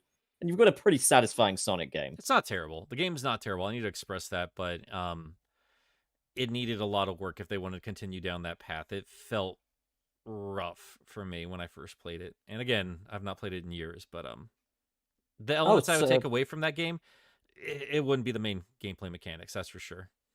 Sonny, is that for Frontiers, by the way, when you say we got the Heroes art director back? Because I'd be intrigued. Be intrigued to know. What's next? Are we going to talk Boost. about Shadow? Do we need to talk about Shadow? It's just... Shadow is just Heroes, but bad. Boost. Okay. I'm sorry. Well, Shadow is Team Chaotix throughout the entire game. With worse everything. Yeah, they No. didn't really bring anything to the table outside of level Guns! progression and guns. Boost, Yeah, they did the guns. Ugh. Boost really kind of explored, like, what if Sonic felt like a car, but could still do platformery stuff? And I think the absolute most genius addition, beyond the Boost itself, is the Drift. The Drift is fucking genius. Because as I was... to watch. Well, as I was saying with Adventure, is like Sonic turns really well in Adventure 1. In Adventure 2, not so much, but then again, the level design's a bit more thrilling. In Sonic Unleashed and Generations, fucking fuck. Like, you get the thrill factor, but you can also have openness you don't in Unleashed. But you can also have openness to those levels because Sonic can now actually drift. He can turn. He can feel good.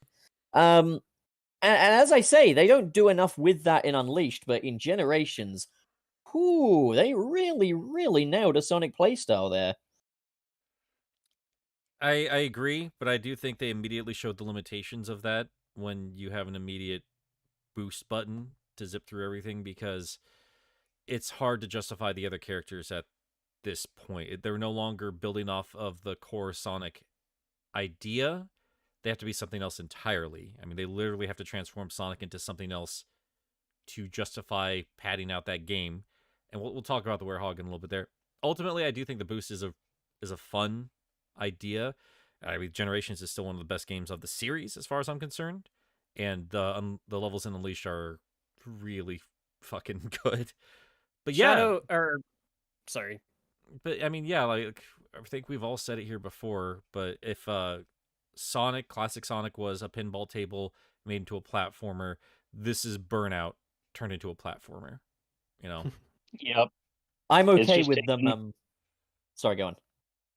I was just gonna say, Well, you go somewhere, Suris?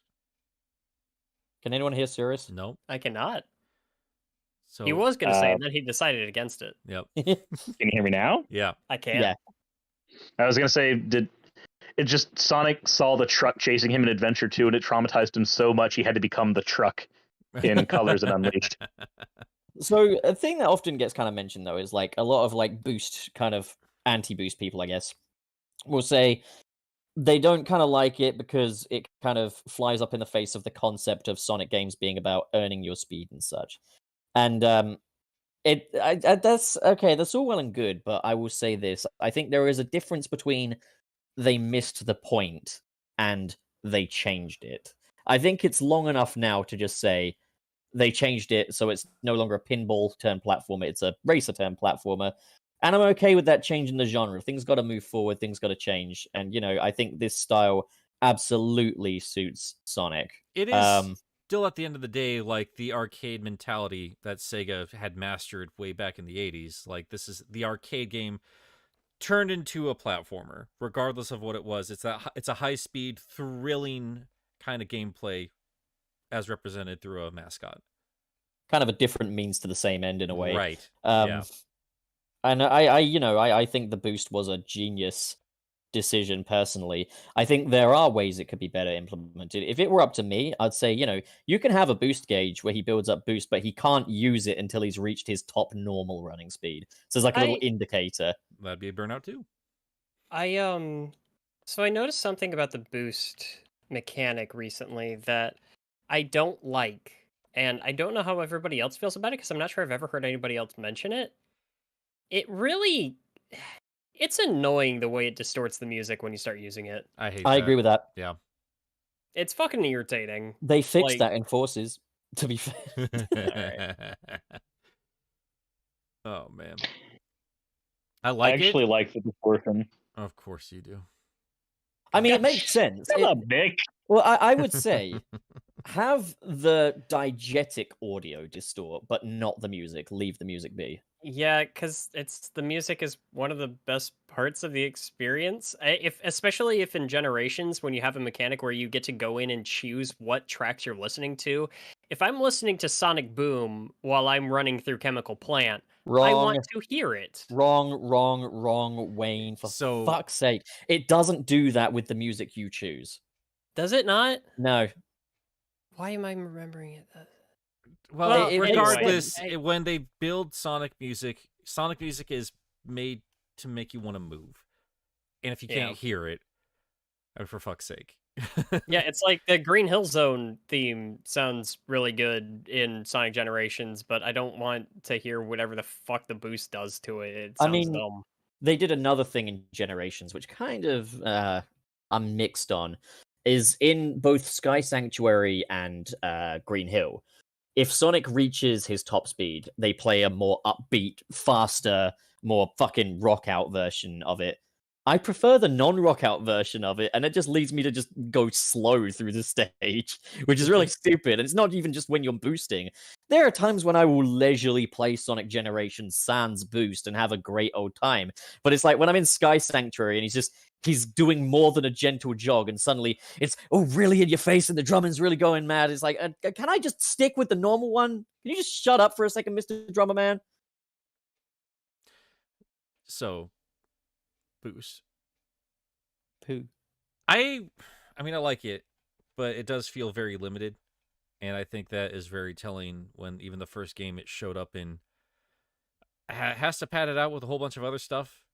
And I know you could point out Rush, but like we've talked about before, obviously, like building assets was very taxing for boost levels. So I'm not trying to. What am I trying to justify? I think Sonic worth Team's always noting, been kind though. of stupid about this stuff. They had to build a fuck ton of assets for those Werehog levels anyway, so why not just, take the people building those assets and have them build more assets for modern Sonic? I thought that the assets for the Werehog levels were the assets for the regular levels, just with a with a Yeah, lighting just change. different layout and a lighting change. But like, yeah, just take the same assets and have a different layout then in that case, you know? But don't do it the colors way where it's like, okay, that layout consists of lots of blocks placed upon blocks, and here's a fucking laser, and here's a bouncy spring that moves with you. Like, fuck that. Give me proper levels. You can use the same graphical assets again, but just don't fucking fuck with it, you know? Fucking I think Generations, though, proved that I do think there's much more versatility in the boost gameplay style than people do give it credit for. Those levels, once you get past Chemical Plant, get pretty open. And I think, you know, it proves that Sonic can move around quite nicely. He can make turns well. Like, I think one of my favorite levels in that game is, funnily enough, Seaside Hill, because it feels good to just platform with the modern Sonic. And it's like, platforming in Sonic Unleashed didn't feel as good because he was a lot more slippery, and that's why they tended to shy away a little bit more from platforming, opting more for like reflex training. Like, you're running really fast, oh, there's some spikes, you gotta quickly move left. Whereas Generations is much more the conventional Sonic platformer, but with that boost element in there, and you gotta use it smartly. You know, it's not like, oh yeah, you're done well, now you get your boost. No. You gotta know when to use it. And that's why I think that Generations is arguably the best gameplay style for Sonic since those adventure days. I would almost agree with you if the 2D sections didn't also exist in every single boost game. Yes, Yeah. 100%. Absolutely. So I wonder if that just needs refinement, because again, I keep thinking, well, Rush exists.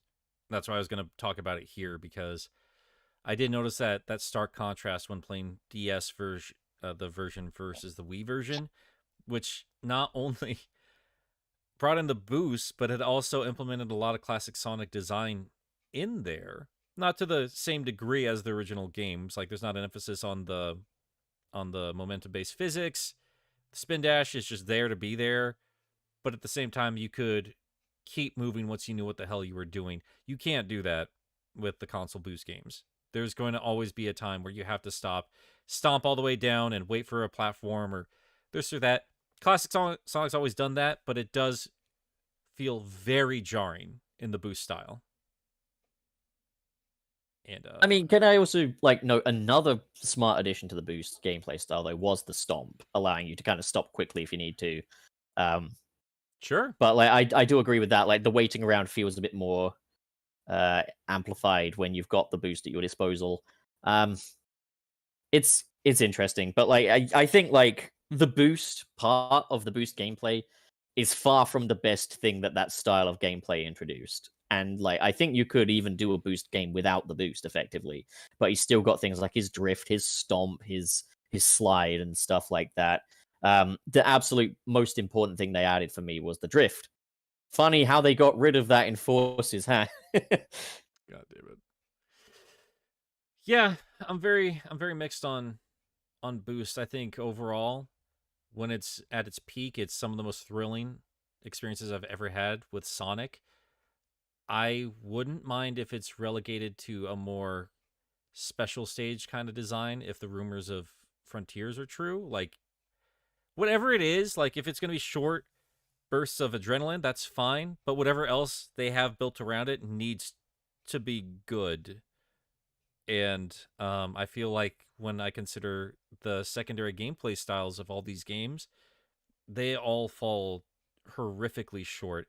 Classic Sonic got good, but like it just tickled the member berries, and it immediately became apparent just how off it was if you just touched the original games. And then Mania showed up and it was like, well, what's he even doing here? we don't need him here. That's the other thing, is like classic Sonic is a fine art, and if you get it wrong, I would rather just stick with the fucking 3D things. Yeah, and that ultimately is the problem with classic Sonic in the boost games, is because not only is it completely different, it just isn't right to begin with. So what are you even doing, Sonic Team? Just a quick thing, I'm scrolling through the homepage as Sunset City. In the recommended feed it's that sexy gadget scene from Chippendale Rescue Rangers that we all know and love. Nick, this is you, isn't it? Sure isn't, buddy. Sure isn't. Wait, who's responsible for that then? Well, it's a sexy chipmunk, so it's gotta be Nick, surely. Gadget's a mouse. Thank you very much. Oh, And the fact that the distinction was there, we already know now. Yep, Nick.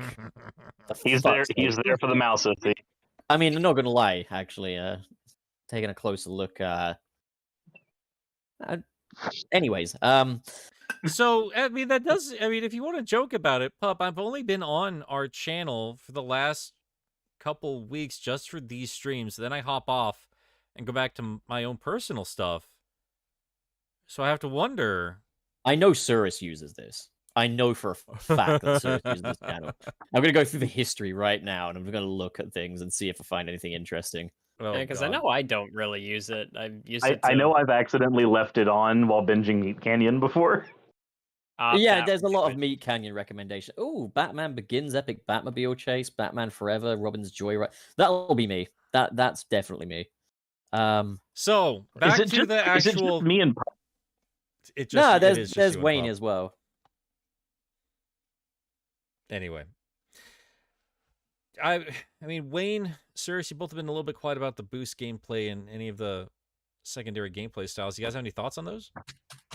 Boost is best in Generations. It's really fun. I love the way the spin dash is incorporated into basically Sonic turning into a freaking spinning tire as you're taking corners and shit. It's so fucking like satisfying. And then no, wait. I actually do really like it in the daytime stages in Unleashed. It's a lot of fun there too. I don't remember anything from Forces. I'm trying as hard as I can. I cannot remember a single level from that game. Okay, Suris, what the fuck, man? I found another thing. Okay, there's a video in the history. No, Pup, you're done. We're done with this. It's weird. I don't want to hear. I don't want to see any of your viewing histories. I'm talking about Suris's viewing history. You're done. We're going back on focus here. Back on. You're fucking done, old man. I'll fucking prove you otherwise. I'm gonna put it in the Discord chat, and we're gonna see it. God damn it.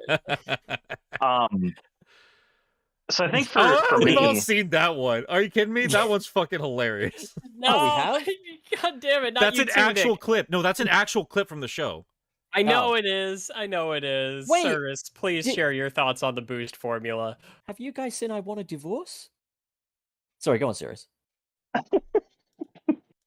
Okay, so I'm in a weird camp where Boost is concerned. I think it's very fun in Generations. I enjoy it in the Xbox version of Unleashed, though most of the time that I've played that has been through the Unleashed project, which I know is still going to be a little mechanically different. I think the most fun I've had with Boost, awkwardly, has probably been in the Wii version of Unleashed. Which, admittedly, I need to spend And I more know time that- with. So That's a different gameplay style, though. yeah. Is it though? No, but in a way, like in some ways, it keeps in line with the classic Sonic philosophy a little more. In that you've got to be a bit more careful with how you use your boost in the Wii version, because A, you can't cancel it. Once you're moving, and B, Sonic can actually smack into things in the Wii version, and like he will fall down and he'll take a second to get up. Cartoon character. It's hilarious. No, I've spent probably the most time nowadays with Generations and to a secondary degree Forces. But I remember after playing a lot of the Wii version of Unleashed, it felt like Colors was a step backwards to me when I played it. And I still feel that way when I play both of them back to back, just grabbing Unleashed off of the Dolphin emulator, then grabbing Colors either via that way or playing it on the version that's on Epic Games. I don't know. It might just be that I don't prefer the boost formula in general, that I like that more awkward attempt that was done on the Wii. But I do still prefer that over all the other versions that we've gotten. And it's not just that there are certain levels in the Wii version that are better, because I mean the level in Halaska I do think is better on the Wii one in general. But I don't know, I like having the boost work the way it does in that game, where I've got a set amount that I'm allowed to use, and I have to choose when to use it. The only thing that I wish is that Sonic would shut the fuck up when he's using the boost. because every time you use the boost in Unleashed, he goes, "Woohoo!" And it is the worst thing. Yeah, I've noticed that. He sounds very clowny. So On rails. what I'm learning from this is that Sonic is at his best when Stop. other people are making the games. So Oh, Dimps okay. is doing the best boost. Whitehead No, is they're doing the really best not. classic. They're really, really not doing the best boost. I'm telling you, man. I mean, like either one though, right? I mean, if you consider classic Sonic, Christian Whitehead certainly do a better job than Sonic Team has in recent years. And Yes. Dimps does a better job just understanding boost since they No. made the Rush games. No. I'm sorry, dude. It's- Like, I mean, like the spectacle aside, I'd say the moment gameplay in the DS version of Colors, I'd say proves that they have a better handle on that game style. I see that, and I raise you a Generations. I mean, yeah, the 3DS version was rough. It I'm felt not even talking rushed. about that. I'm straight up saying I think the absolute best utilization of the boost gameplay is in Generations Console Edition. I really wonder though if Dimps had taken the power of the Rush Adventure games, all that trilogy, and they were allowed to just make the main Sonic game. I really wonder what that would have looked like when you consider all the secondary versions of the other games. I mean, yeah, Generations aside, that was much rougher, but even you said that classic Sonic felt a little bit more like classic Sonic in the 3DS generation. He does. He does. Dimps got classic Sonic better than, say, Sonic Team did in that case. But then Sonic Team got classic Sonic better than Dimps when they made Sonic 4. So it's give and take. It's a tug of war between Sega and Dimps. But you have to wonder, When it though, comes right? to- You have to wonder, like, what's going on behind the scenes there? Like, what exactly is happening that causes these fluctuations in game designs? Is it just, like, specific leaders in those two groups? Or, I don't know. I want to dive deeper into that when I cover those games. And I begin to wonder. Looking back on all these, because I think we're pretty much caught up now. We know forces exist, and We completely skipped on rails Sonic as a gameplay We type. really did. All the better for it. Continue. Yeah, you go ahead and tell me all the brilliant things that we need to save from those games. Okay, sir. so Sonic Runners is one of the best 2D Sonic games, and it's completely on rails. It is brilliant. Sonic Okay, so you Runners, got man. Sonic- I fucking hate There's mobile Sonic games, I don't know Runners, what to there's tell you, man. Sonic Dash, there's the Sonic Forces mobile port, there's Sonic the Black Knight, and then Sonic Secret Rings. I think those are the only on rails ones, right? The absolute best on rails Sonic game to me is going to be Runners, man. I love Runners. Runners is a fan favorite, man. It's known for its great OST. Gonna runners away from that game. A Yup. massive amount of. What's wrong with Sonic Runners? I don't like mobile games, man. It's just Is too that it? simplified. Is that your It's nuanced not point engaging. here? It's It's- cheap entertainment. Yeah, it's mindless. the- It's not engaging. It's nothing. It's a step down from the original classic games. I'm sorry. I'm sure it's fine for a mobile game, but Yeah. that's the most I'm going to And- give it. And my statement on it is that this is definitely boiling it down to lesser than the sum of its parts. I'm sure it's better than I give it credit for, but at the same time, as far as I'm concerned personally, it's about the equivalent of dangling keys in front of me to keep me occupied. Ah, man, fucking Runners was great. I don't know what the fuck you guys are talking about. It had so shaded art, man. Come on. But what are you? I mean, we're talking about game That styles. bit of Though. gameplay I'm hasn't not been talking about talked the about yet at all. OST. I'm not. I just the predatory nature of mobile games in general is a problem for me. And Dash has it, Runners had it, and the other one has it. And they're not to the extreme as other ones are, for sure. But like mobile games in general are boiled down to the most simplified, addictive qualities, and I don't like that. I like having a little more control over my characters. I don't want an automated Sonic. It just feels like a game full of special stages. While a neat gimmick on its own, I don't want that to be my full fucking game. I think But- then but the it's only not, the only on rails Sonic game you probably would enjoy much is probably going to be Black Knight then, because Black Knight's the I mean- only one of that set that does give you a decent degree of control. All I can kind of really say is I generally, as a rule of thumb, would rather control the character I'm playing as, like, than the game do it for me. Like, half the control is half the fun, as far as I'm concerned. But fucking, I think that is, yeah, that is a nuclear take, man. Jesus. But I don't know. I get enjoyment out of them. Like, there's a different thing. There's a different set of demands to when I want to hunker down on something properly, and when I just feel like I got a little time to kill. Let's just flip this open and have a little play around. It's Sure. the simplicity works in its favor, I think. I guess then we have to just recontextualize that particular conversation in terms of with the storybook games. Do you guys feel like that particular gameplay style just deserves, or not deserves, but it's just better used and utilized on a mobile platform where you can just flip it open, do a couple things here and there, and then just carry on with your day? Can't comment, like, haven't what? played. But Okay, so I'll say this. In a world where I don't have to pay for all of my upgrades in Secret Rings, I've always found enjoyment returning to that game on like a complete save file.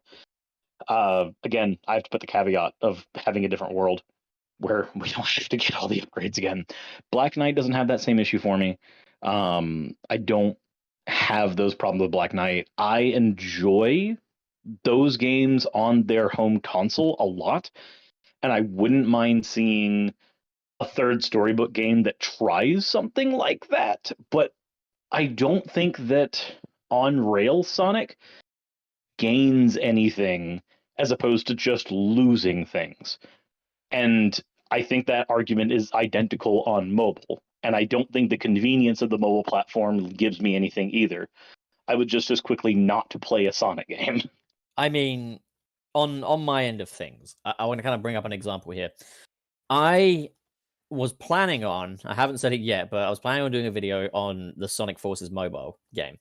And what I was going to say is that Sonic Forces Mobile is a better game than Sonic Forces. Now, here's the thing. Sonic Forces has the benefit of I'm actually controlling the character.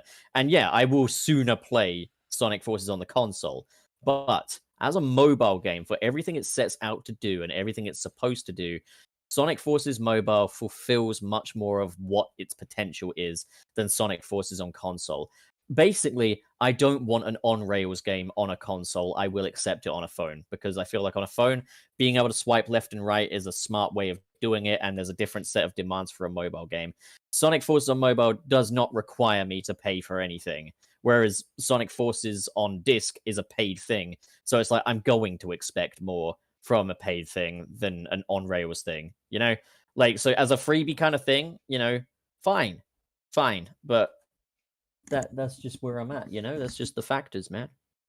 And at the end of the day, though, it is still a valid form of game style, because I don't know if we've seen the numbers, but I would imagine that runners, well, not runners anymore, as beloved as that one is compared to the other mobile games, but if you consider Dash and you consider Sonic Forces is a colossal success, and Sega likes to tell us that, but what they really mean is the mobile game. I mean, they're probably right. Yeah, it's a massive success, as is Sonic Dash. Also, Sonic Dash 2, Sonic Boom, which is really, really fucking good. I mean, there's a reason why but there's a reason why those, like, Runners and Dash 2 aren't really talked about, though, because they're not the ones making the money. Well, Runners didn't get the chance, to be honest. Runners was only around for a very brief period of time, and I think there were some performance issues or something. Nothing I encountered, but like for whatever reason, Sega pulled it. But they then commissioned Gameloft to make Sonic Runners Adventure, which is not a freebie. Exist? Yeah, Sonic Runners Adventure still exists. Is it good? And yeah, it's all right. It's not as good as the original Runners by any stretch of the imagination. They got rid of the cel-shaded art style. It's no longer an endless runner. It now consists of just that standard sort of level-to-level kind of thing. It doesn't have even remotely as many like unlockable characters or the narrative or anything like that. So it's a much, much, much, much, much smaller, less stylized thing. But like, if you just want the Sonic Runners experience, then fucking go ahead. It's there. There you go. It's a compromise. It's a downgrade, but it's it's the only Sonic Runners we got, unless you're playing the fan-made revival, which is that's the way to go. What about What about the popcorn game? You know what, Joe? I know you're joking, but I was thinking we either don't really talk about the ones that veer too far from the main platformer path, or Yeah, I am. Where's Waku Waku Sonic Patrol Car? Well, in that case, where's Team Sonic Racing? Just shut the fuck up, Wayne. I'm gonna take you Right down now, to a it's nice a free dinner. game on the PSN. Yeah, it is. You guys can get it. It's actually good. I like it anyway. I downloaded it. I need to play it. It's a lot of fun. I played a bit of Sonic Racing Transform. Should we talk about the racing games on an No. episode?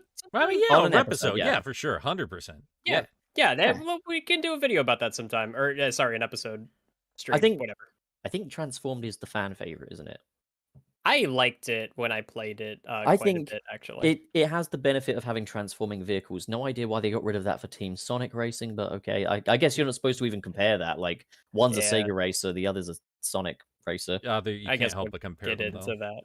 We'll It's talk about another Sega time. We'll talk about another time. Yeah. What else do we want to cover? I mean, Sonic Drift. all we really have left, if we consider that we've kind of rolled through all the boost stuff, we've been sprinkling forces here and there. They really only added the Wispin.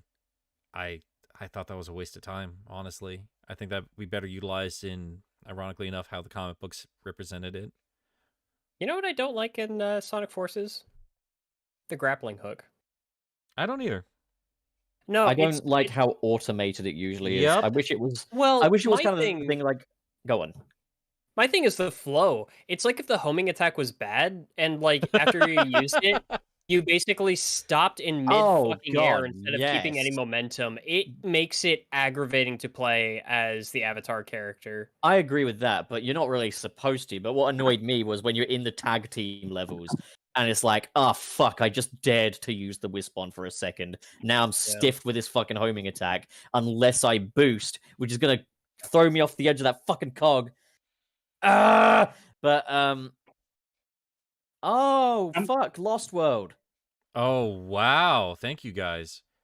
Wow. We Well, it got lost. Fuck it.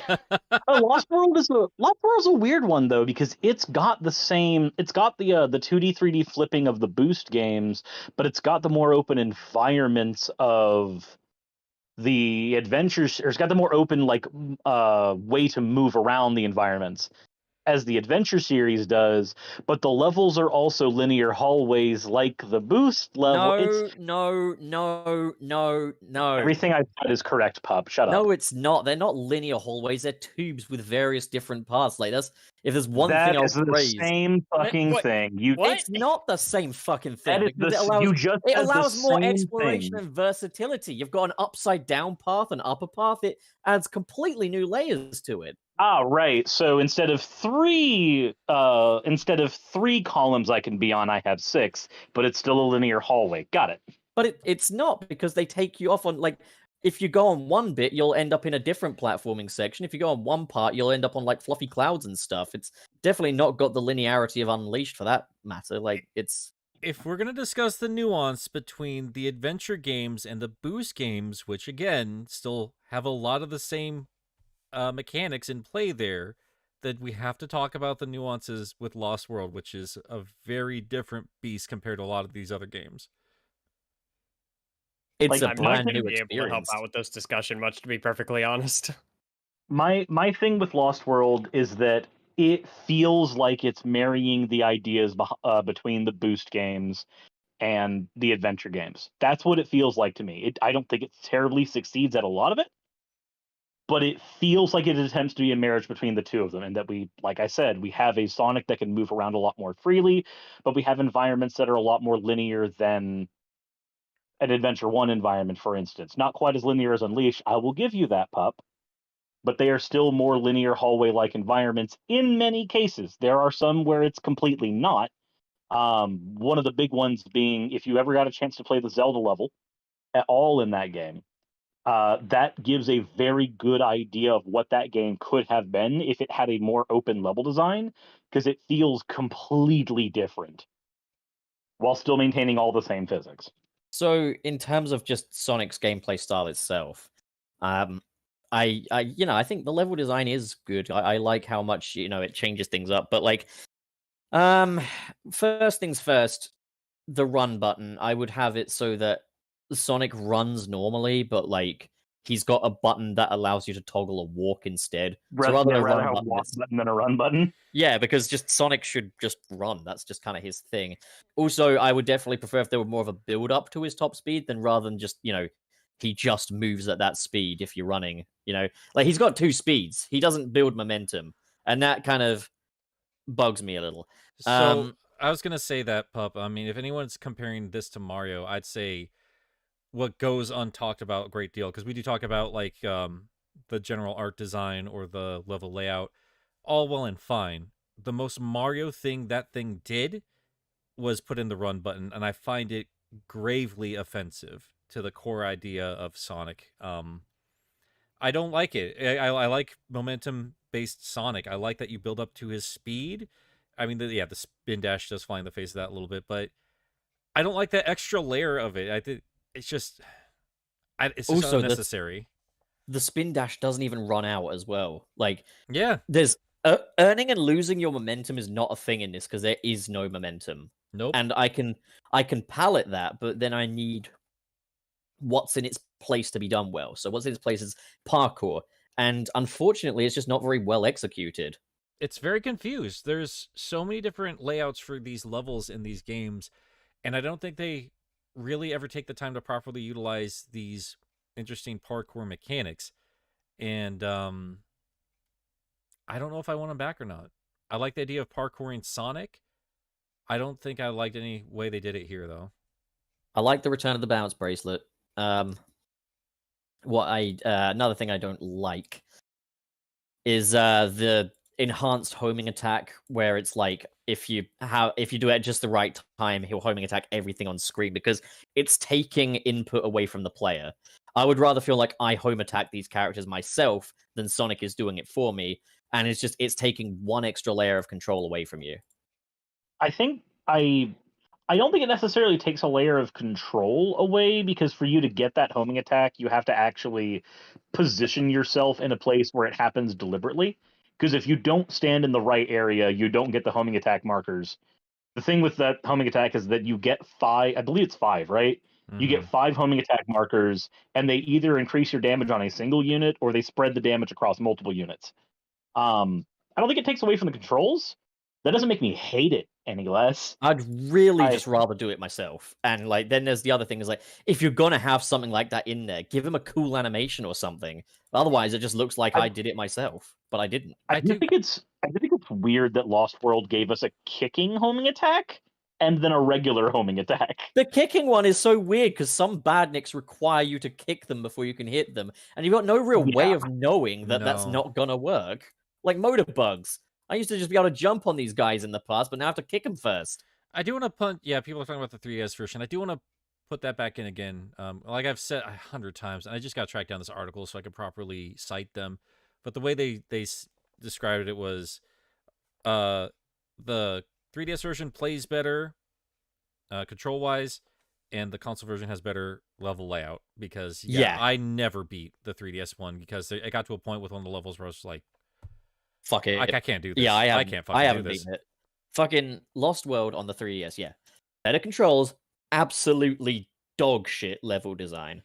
Which is very frustrating. It is we're so disjointed with all these gameplays because they never take full advantage of what they could be. And that's been throughout the history of Sonic. I really do see Lost World like I do with Chaotix and to some extent Heroes. Where, yeah, I mean, obviously it's a deviation, but my bigger problem with all 3 of those games is I got to the end of all of them, and I don't think I ever quite figured out what the hell the mechanics were trying to show me here. Like, I didn't feel like I truly understood this game by the time I got to the ending, and I think that's a problem. I agree. I agree entirely. I still, like, I've completed Lost World. I got no idea how the fuck the parkour works. I still have no idea how to describe that to you in a script. Like, I'm going to have to spend a long time with that game to really do a Game Apologist episode about it. And it's hard to say I want that stuff back. I like the idea, but... The only thing I can really think of is, like, okay, if if you go on a wall and you're running along it, then you jump to another wall, but you gotta hope there's a wall adjacent, and then if you want to turn, you gotta, I don't know, fuck. Like, that's fucking at a loss for words.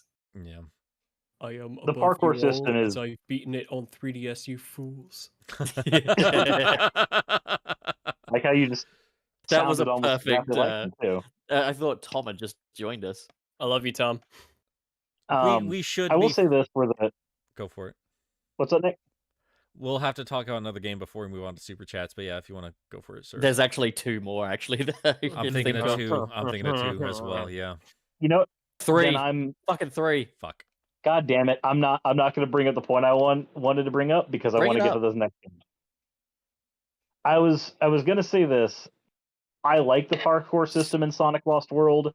I feel like it could come back in another game while being implemented better, because I do like the ability to do things like wall run and stuff with Sonic with the parkour. The only thing I don't like about the parkour system in Lost World is the amount of times it feels like the game wants me to be.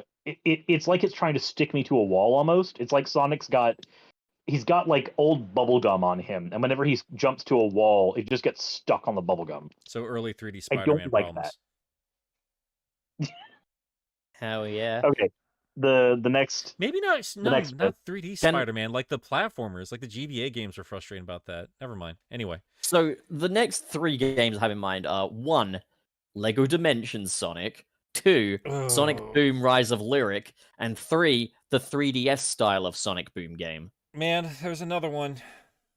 Rivals. Ah, Damn it. and Riders. Oh, I think Riders I is a played, racing like- game. That's a I Riders think is a I- racing So, game. Yeah, so we'll is cover that in Rivals. racing game. Rivals is a racing game, as far as I'm concerned. Okay, Okay. fuck Rivals. No one's ever played I Chronicles. played 5 minutes of it at a friend's house on his PS. Oh, Chronicles is God. also a spin-off Fuck. type of game. We're talking about the games that try to work within the core mechanics of Sonic. What are you talking Okay. about? Chronicles was showing, again, Sonic is all about taking a base formula and adding a unique identity to it through the Hedgehog's abilities. Sonic Chronicles was all about how fast can we speedrun ourselves to a fucking stupid lawsuit. You don't have to So- throw shade at them like that, Wayne. So, God damn, that was a Rise good of- joke. Rise of Lyric. Rise of Let's Lyric? talk about Rise of Lyric real quick. what I'll say is this: if they just had Sonic move faster and have a sense of momentum, well, goddamn, that would be great. That's all I can think of is like, because I like the fact he can punch things now, and I like the versatility of him.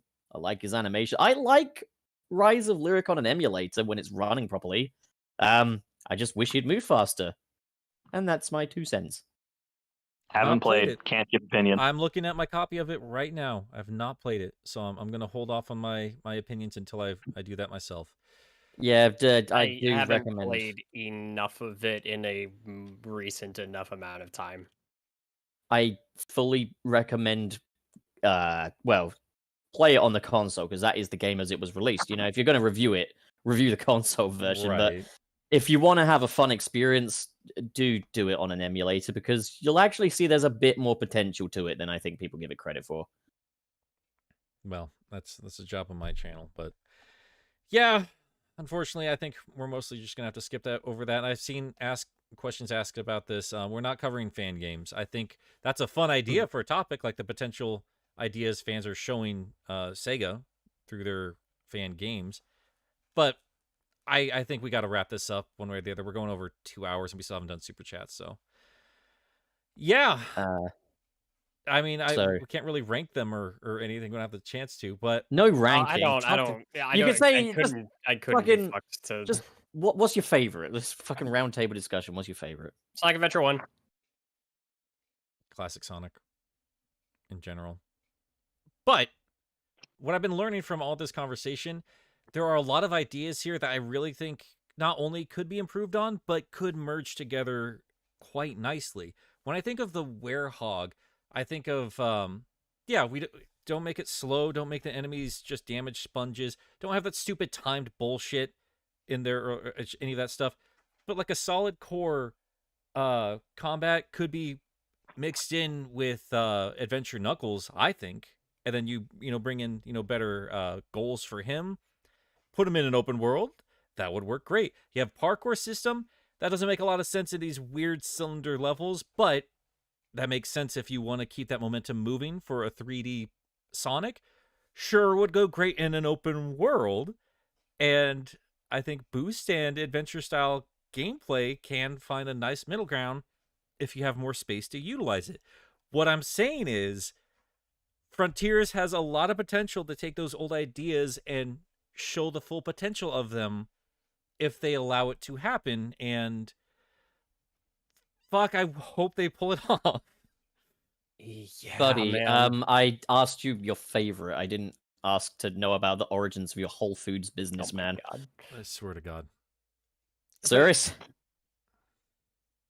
Right before Nick was able to say, Jesus Come on, Christ. Nick. Come on, buddy. I've said mine. That's why I wanted to say something else. I've said it for hours on my own channel. The core basic idea of what Sonic brought to the table to begin with still needs to be explored. Classic Sonic's the best.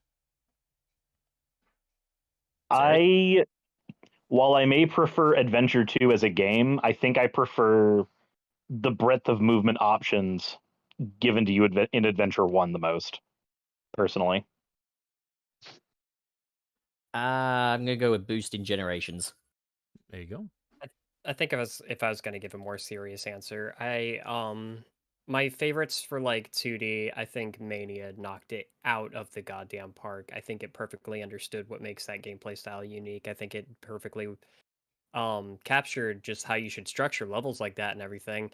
And for 3D, I would say a mix between Sonic Adventure 1 and Generations. And I think one of my things from Generations that I want to see carried forward later on is you don't need giant ass levels. I've spent more time on Sonic Generations just going back to it to boot it up for a little bit because I love those levels so much, and replaying them to try to get them down to a single route in perfection, I think speaks more to how fun that gameplay can be and about the speed and the reflexes than any length of gameplay you can give me just to pad out a timer.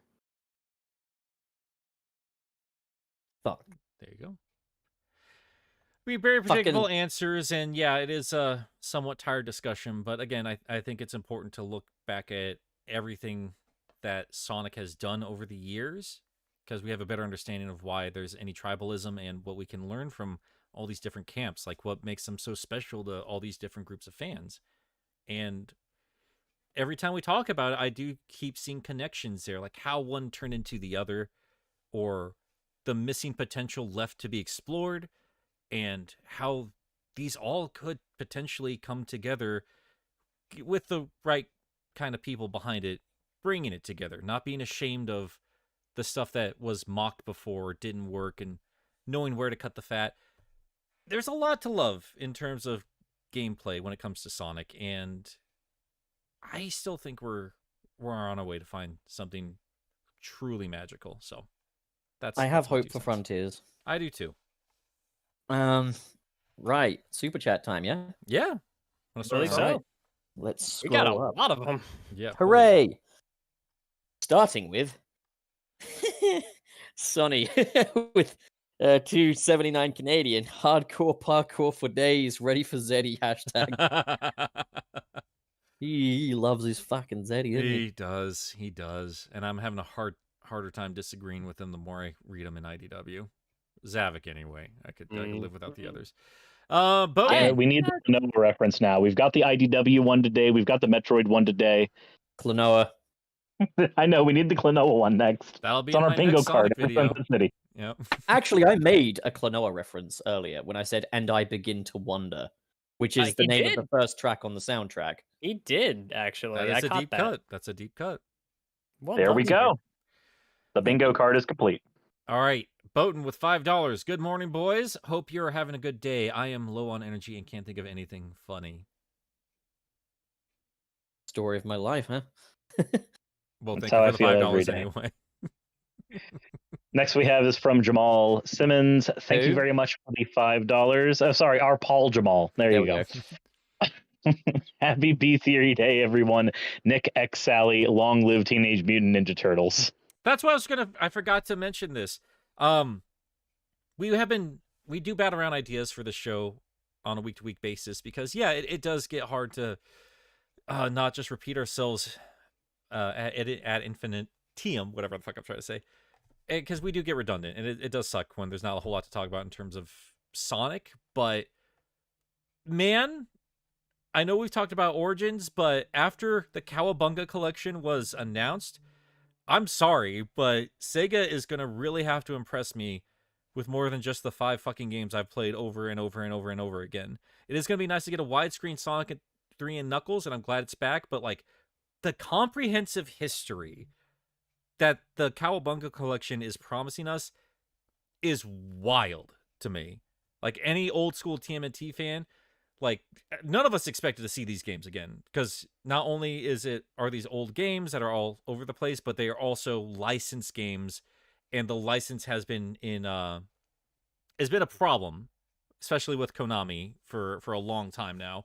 So seeing them not only get the old games back, but multiple versions, and we're getting behind the scenes stuff and like the Japanese versions of things, and like never before seen other stuff. Like a compilation it's got to be so much more than just the games itself. I'm sorry to say, the preservation matters, and learning about these games is a big deal. And I still think Sonic Jam was the first of the compilations for me in my life to show me how important it is, not only these games themselves, but how you present them. And if Origins is being as quiet as it is, then they had better goddamn be ready to bring out something truly interesting. Like, they have to continue the lineage, not only of the games they're presenting, but of Sonic compilations, because compilations for all of our generations of fandom here really matter to us. I'm strictly only going to base my expectations based on what Sega have said. And all they've said for now is that, it's going to be Sonic 1, 2, 3 CD. So I'm just like, okay, that's all I ask. That's fair. Understandable. For now. I mean, yeah, I get the frustration though. It's like, could we be more ambitious though? I hope that's why they're quiet. I hope that's why they're quiet. I think that the problem for me is just that it's just like it doesn't even require ambition. You literally have the Christian Whitehead ports. Just give us those. God damn it. Just put it in there, shill out a little money for the Sonic 3 Air team, and bundle in some other games as well. And that should not take a fucking year to develop. That should just be literally a done deal. If they just make give a us menu. The concept art of Mecha Sonic, I'll be fine. Art book doesn't have it. Encyclopedia doesn't have it. Give me that fucking art. I want to know what the details of that robot are supposed to look like. You want to know what I actually think is happening? I get the feeling that Sega might have bitten off more than they can chew in that. That sounds ridiculous, but like I get the feeling they've announced that Sonic 3 and Knuckles is going to be part of it, and they've got the music thing figured out, but then like they've maybe been too hasty on it, and maybe now they're like, oh fuck, we can't actually do the music, so now what? Oh, that might be the case too. Honestly, it could be. It could be a very messy situation that they're just not privy to telling us about.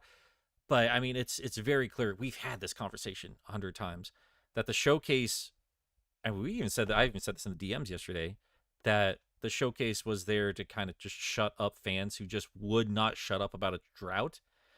And I mean, everything we saw, it was clear they just were not ready to show us anything. But it's the anniversary. We got to do something. Here you go. Chew on this for a while. Is, the reasoning they've always made is, oh, it's for quality's sake. But after they were saying that before Sonic Colors Ultimate released. And now I have some trust issues. Well, I think that's also, the reaction to Colors Unleashed is Jesus. I wish. Sonic Colors Ultimate Game of the Year edition. There it is. But I think that reaction, because that game was clearly put out to just be a stopgap till the next thing. But I think the reaction to that was very telling that they can't keep getting away with shit like that. So I'm still saying it. I don't think any gameplay is even ready for Frontiers. My I think there's a reason why we're not seeing anything this late in the game. My bigger concern for Frontiers right now is that they show us all these vistas and landscapes or anything, and the landscapes do not tell me anything about the gameplay. I do not know how you interact with that world. Yeah, I wish it looked more like a playground. Like, in terms of its structure, I don't want it to actually look like a playground. Well, to me, the big open sprawling fields just tell me like these are a lot of spots for combat, or just maybe basic exploration. I'm not seeing anything in terms of platforming. It has been said that there will be new combat elements. So, yeah, Werehog 2022. Whoop! God damn it. Then we should make a Knuckles game. But anyway, I got on long enough. I apologize, guys, if you want to keep on going with our super chats. Suris. Cool. Wait, no, Wayne is I that. thought yeah. Suris, Fuck Suris Wayne. read that Suris. one. Oh, all right. There, go on, Wayne. Go on, Wallace. Yeah, Jamal Simmons, our pal Jamal. There you go. $5. Nick Milk and Saris Milk. Milk Bro Forever. Smiley face. Vulcan hand gesture. I like Milk Bro. I feel like Milk Bros is like our fan name. The name we give to our fans is Milk Bros. That'll Like, be our what's up, OnlyFans. Milk Bros? Milk Bros. Oh God. Oh no. Nilk Bros. So I'm up with Aiden F.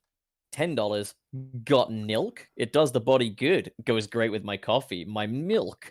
Even straight. It's smooth and creamy. Oh, Nick. fucking hell. Oh, Nick. pick up a gallon today. I Happy like that. Friday. I love that he says, like, he has to emphasize that Nilk is not milk. They are two separate things. Nick, you've got Just the like how- flash. Nick, we have to develop Fight Nilk. We do. Oh God, we got to do that. What is We have White to do. Pup, I'm telling you, dude, you have to watch Sunny with us. You are going to fucking love it. We have to Okay, watch man. Well, fucking show me it already, for fuck's sake. it. I do have Hulu. We can talk after the show if you guys want to hang out because it's Yeah, the 100%. Yeah. It's not Anyway. a school night. yeah. Let's keep going though. I think it's Grant Allen next if I'm remembering. The correctly. Flash. Yes, the Flash. Grant Allen with a Because Grant Gustin, Barry Allen. Go on. Just read the fucking thing, all right? Money. Take. We do. Thank. Yeah. We did. Appreciate. The next one we have is from Brian Sanchez. Thank you for the $4.99. You guys should talk about Crush 40 and its impact on Sonic. Would love to hear your takes and maybe a top 10 songs, especially from Nick and Wade. Wade. That is what I'm calling him from now on. Fuck Wallace. I got a new one. I was just Boy. weighing the pros and cons of disconnecting from the group call as a joke. Oh, don't Wade worry is about hot. it, Wade. I'm not going to answer to that. Please Uh, wait patiently. Boatin. I'm assuming Dream Boatin. Hey, I would like $2. to do a So Crush hang on, 40 let's episode. we gotta at least we gotta address this real quick here. I wouldn't mind doing stuff like that down the road. There was a time in my life where would have been far more dismissive of Crush 40, but yeah, spending a little bit more time with the early 3D games and just how hard that band goes for a fucking hedgehog. Yeah, they're incredibly important to the overall tone of the franchise, and I think they do deserve a conversation at some point from all I of us. was over the moon also to hear that Jun Sano is the lead composer, or at least one of the lead composers, on Sonic Frontiers.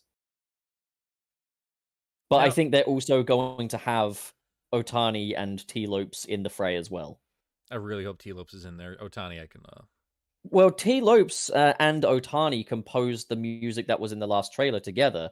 So I think they're going to do another Team Sonic Racing situation where they have like the trio doing the music. I just assume like they, as many times as we talk about like how obvious it is that they should just keep making the 2D games and let them be their own thing. Like that's just a safe bet there.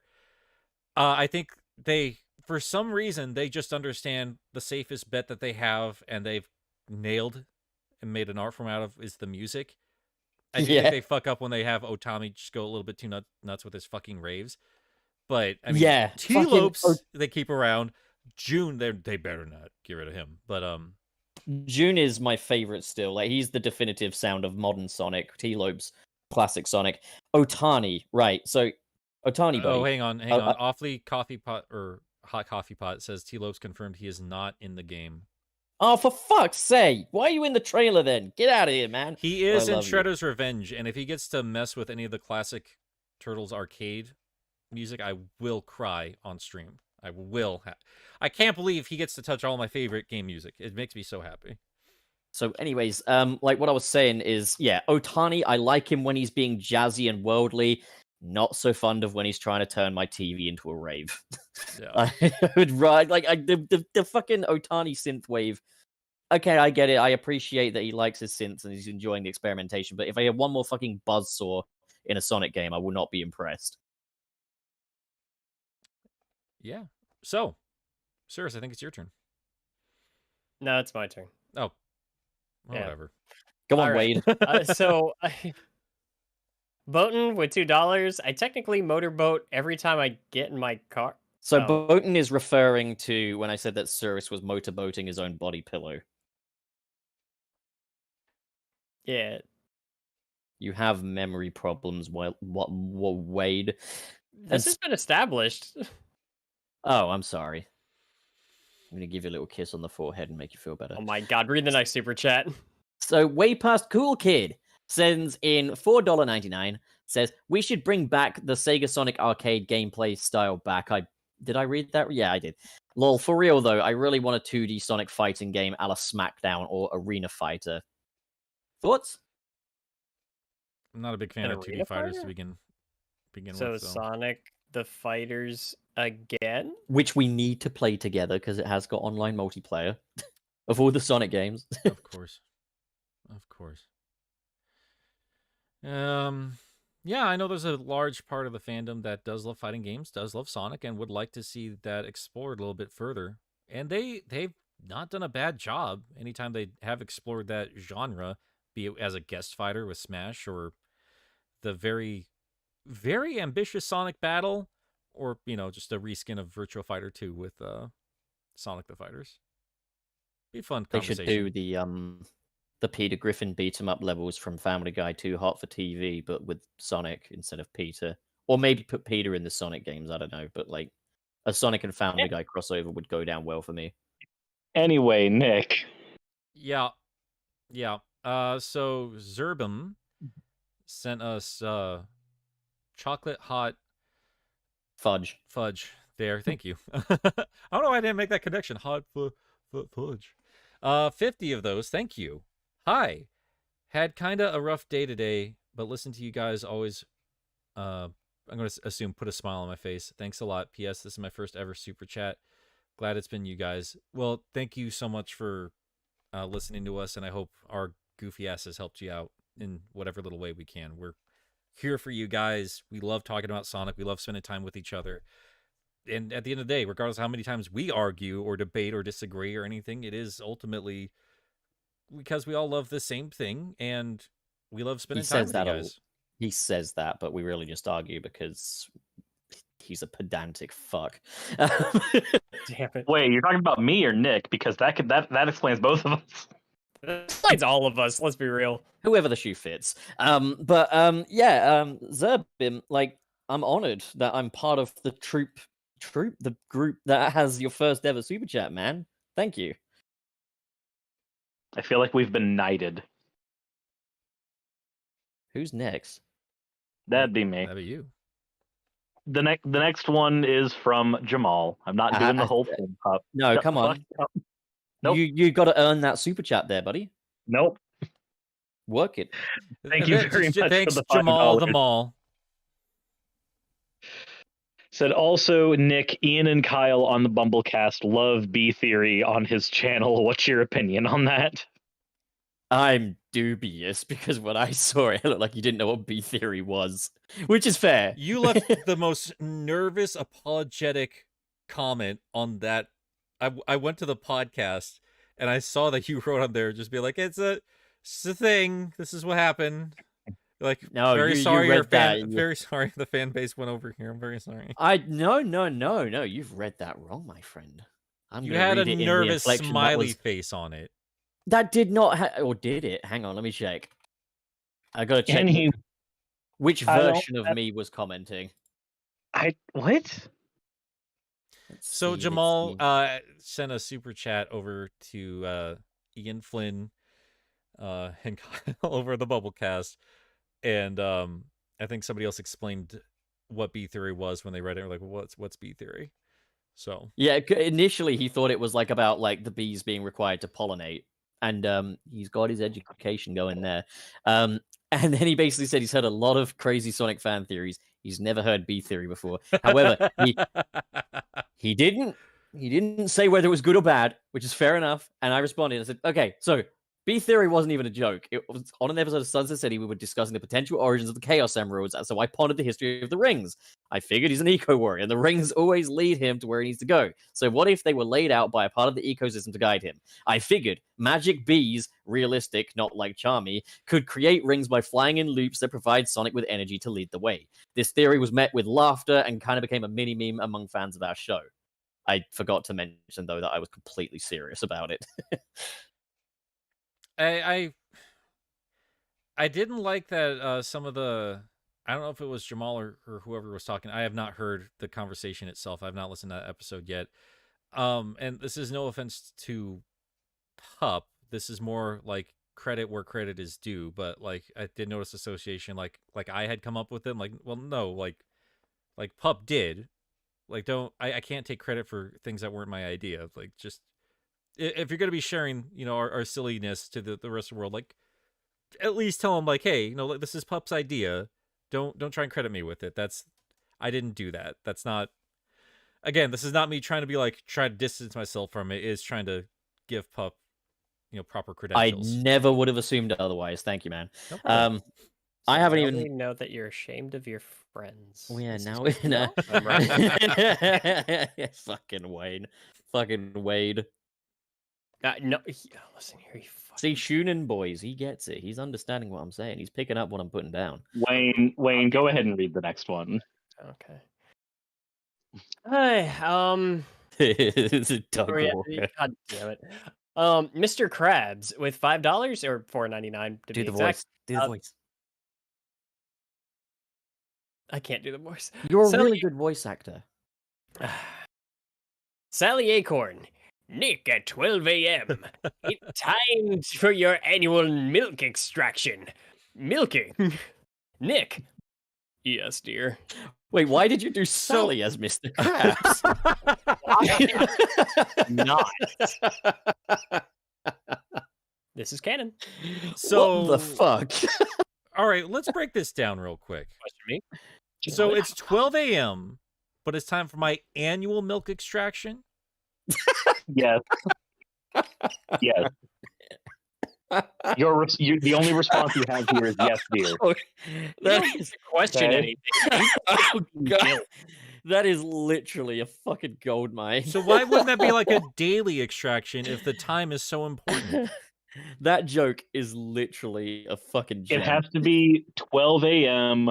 on the beginning of every new year, else the crop harvest will not Shut up. commence. Shut up. Just leave it be, okay? It was good. It was... What's next? I Oh, don't yeah, know. me. Yeah. Yeah, I've got Devo with $9.99. Devin is Devin. I'm back.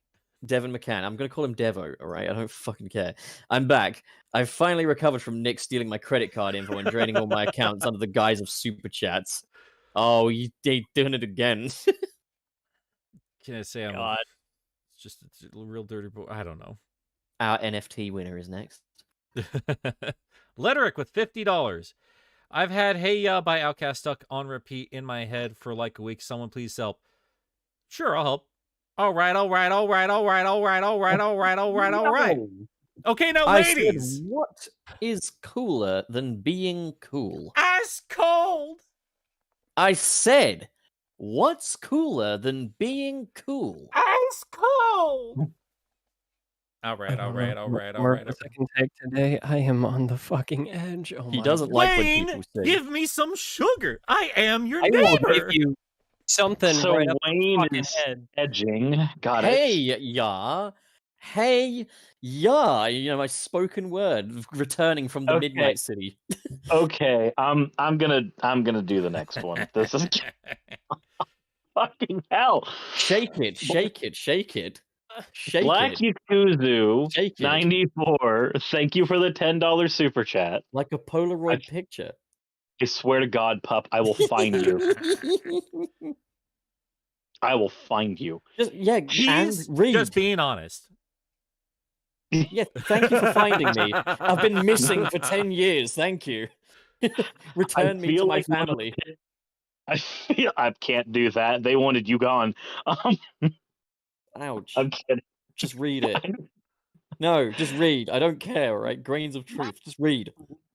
Said I feel like one of the pitfalls the series fell into was trying to force literally every single character into a single game in a playable role. By 06, we were at 9 playable characters.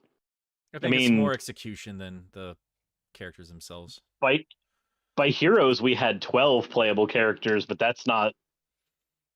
I'd still say it boils down to one playable character with a confusing inventory of moves. And that is why the execution is what matters here. Technically, you have 12 playable characters. They all play the same. Yep. It's a cardboard box with wheels. All right, Wade, you're up. I don't know who that is. Sorry, Wallace. I know Go it's on. nearly 3 hours, so we're going to do this. Say my fucking name. It is 2 hours, 45. Wayne, whatever he calls you, just fucking read it. Yeah, come on, Excuse Dennis, read it. Read it! I'm not the one spending 3 hours on every super chat. Thank you very little. All right.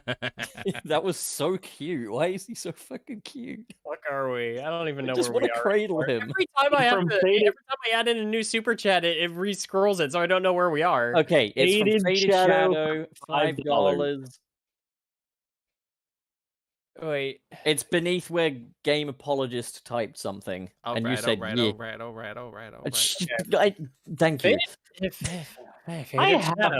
I have to leave soon. I'm gonna fucking scream. Faded Shadow, 11, $5. Perfect 3D game is mixing boost with adventure, but have with Both. the other needs. Both have what the other needs. It makes There's sense. nothing I understand wrong what. with that word, Wayne. Yeah, I think I had a It's both. stroke in the middle of reading that. Jesus Christ, Wayne. We've been alive. We have been alive for too long. Let's Okay, so Ryan Sanchez. Ryan Sanchez sends $4.99. Says, Boost is great for the spectacle and speed running. I still prefer Adventure and Classic because of its momentum-based physics, exploration, and open levels. A fully respectable viewpoint. As long as it's 3D, you're good. I'm joking. Just fucking enjoy what you enjoy, for God's sake. And then we've got a load of Suris's video recommendations, including the national anthem of Oh the my USSR. god, we have so many. Holy cow, guys. Thank you. Jesus, I didn't realize we had so many left. Oh, wow, Yeah. okay. It's like Christmas when someone brings out Yeah, another this is- sack of presents. Yep, I appreciate it, but we are going to have to get a little bit speedier with this. Mr. Krabs with $4.99. Anytime Wayne breathes or is silent. Pup. Wallace.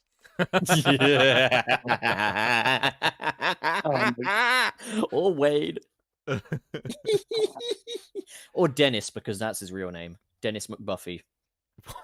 Oh, Dennis he just left. McWayne. He just left. Oh, He just left. I think he's He's not come happy with back. me doxing him. All right.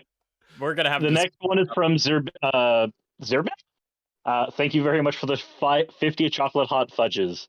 As someone who only saw Sonic Underground and Sonic X, the movie, and reading the IDW comic, and only ever finished Sonic Forces, what Sonic game will you recommend me? By the way, love you guys. Take my money.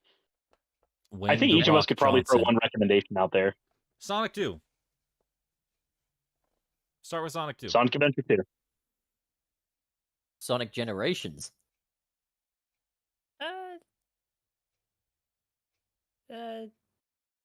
Sonic 2. I'd say Sonic 2. You could have said Adventure and you would have had something different to the rest of us. For fuck's sake, Dennis! All right, anyways. Wayne for that Zinko. Yeah. Okay. Let's see. With the 5 pounds. The boss baby. What? Back in the Crib, coming May 19th on Netflix. Read it. Come Oh, on. is that a series? Okay. the Boss Boss Baby Baby is movie. Boss Baby is framed for embezzlement based off the movie Oscar-nominated The Boss Baby. It's either the Boss Baby or Venom Feet with this I fucker. fucking love Ansinko. He's the funny fuck. Oh god. Next up, we got Mr. SP with $10. I always thought Classic Sonic in Forces was one of the worst playstyles, and that was before I played Generations. I saw how much better it could have been.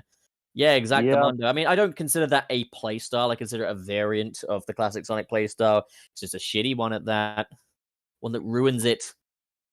Yeah. It's Nick's got Devin. Yep, Devin got McCann. Devo. First, Clonoa and then TMNT. With this being the year of Nick, is Sally Acorn coming to IDW? Yes. No, They are releasing She's not. the official Sega Sally Acorn fleshlight. Let's not give him too much validation. Klonoa is clearly for me. Whose birthday is it coming out on? Exactly. Shut up. Happy birthday, Wade. But there might be a statue. I don't know. The fans are there. I think she'll come back. I don't think it'll be anytime soon, and I certainly don't think IDW. Which is fine. It's fine on its own. They just need to do better with their world building. They're getting a little slow with it.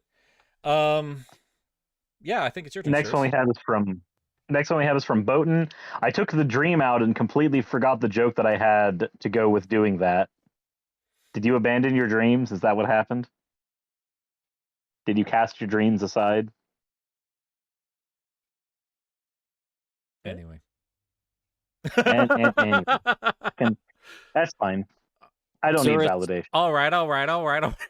Would you stop, man? You're gonna get us copyright struck. It's not that great of an impression. Just get on with it. No, because even if you cover like a song, it still can get like third party monetized by the people. So like, yeah, Nick, what he's doing could get classified as a cover of the song. I'm just being honest. Anyways, Wayne. Wait. You're gonna get us demonetized, man. Damn it. Oh, good luck. Okay. Wait. Oh, are we on the Otis Small one? Yeah. Yes. With $5. Oh God, it's been a very long time. I feel like I don't want to attempt the Spanish just because No. Do it. Come on. No. Yeah, dude, I almost died trying to read English earlier. I don't know if this is a good idea. It says hello, Sunset Monster City. Hunter You Rise guys is can't going hear it free right to now? play I'm next having week it play if you want to automatically? take a break from the Fortnite grind. Soy to boy, which I guess It says it's your boy. where it says soy to boy, I thought they were saying soy boy, which meant they were referring to it's you, your boy. It's you fucking soy boy. It's loosely it's your boy in Spanish. Monster Hunter Rise is going free to play next week if you want to take a break from the Fortnite grind. Is it really? I own it already, so I don't own it anymore. I had to sell it. On Steam is what they're talking about. Oh, okay. Wait, so how come we can't try? Wait, read Rise is on Spanish? Steam? Yeah, Rise is on Steam. I've been playing it on PC for hundreds of hours. Yeah, they added it to Steam recently. Or I guess not much recently. prettier then, right? I mean, it's 60 frames. Fair. The actual graphics are about the same, but it's 60 frames. But yeah, I think we're all caught up with everything. Guys, we've been going for nearly 3 hours. It was a big, chunky conversation today. Yup. You could have spent that 3 hours watching The Batman again. And frankly, I regret not doing that. That's fair. But if anybody wanted to talk a little bit more about Batman, they could probably go check out your channel. Don't you think so, Pup? Yeah, I'm actually working on a ranking of every Riddler outfit from the live action stuff. And what I find so funny is looking at Jim Carrey in his neon green unitard and his bright orange hair, and then looking at the Paul Dano version in his military combats and stuff, and just thinking, fuck, these are the same character, aren't they? Yep. What a world we live in. This is amazing. The fucking balls on both of these fucking directors is insane. It's fucking awesome. All right. And Suris, what's the status with the stream right now? for you? Soon as my internet is functioning correctly again, and I know that it's not just going to implode again, then Subathon's going to be continuing with 7.5 hours on the timer. But right now, I have no way of knowing if it's going to function today or even just implode again when it starts functioning.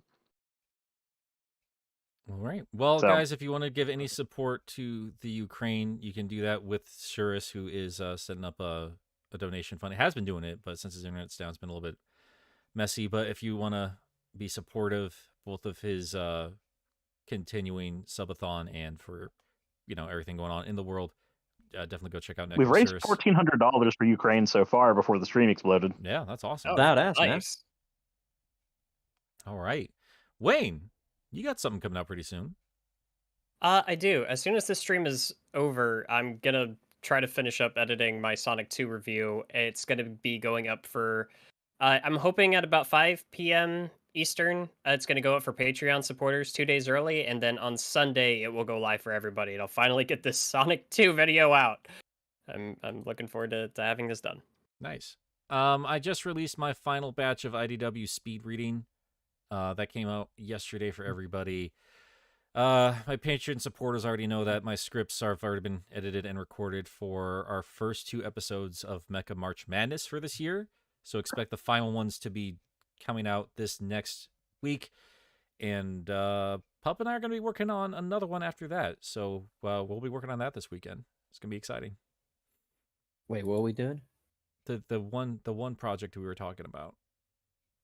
I didn't agree to any project. What are you fucking talking about? So anyway, guys, thank you so much for hanging out with us here at Sunset City. You can follow us every week, Friday morning, my time Pacific, in the afternoon, or I guess near late evening if you're in the UK. And what? Oh, and yeah, I mean, you can follow us all on our different channels. We're all content creators on our own. So yeah, feel free to support that, support the show, whatever you want. And if you want to follow us later on any audio thing, we have been staying on top of that. So expect this to show up on your favorite podcast service in just a little while. But outside of that, I think it's time to set the sun on this conversation. I wonder if Tangle could choke me out with her tail.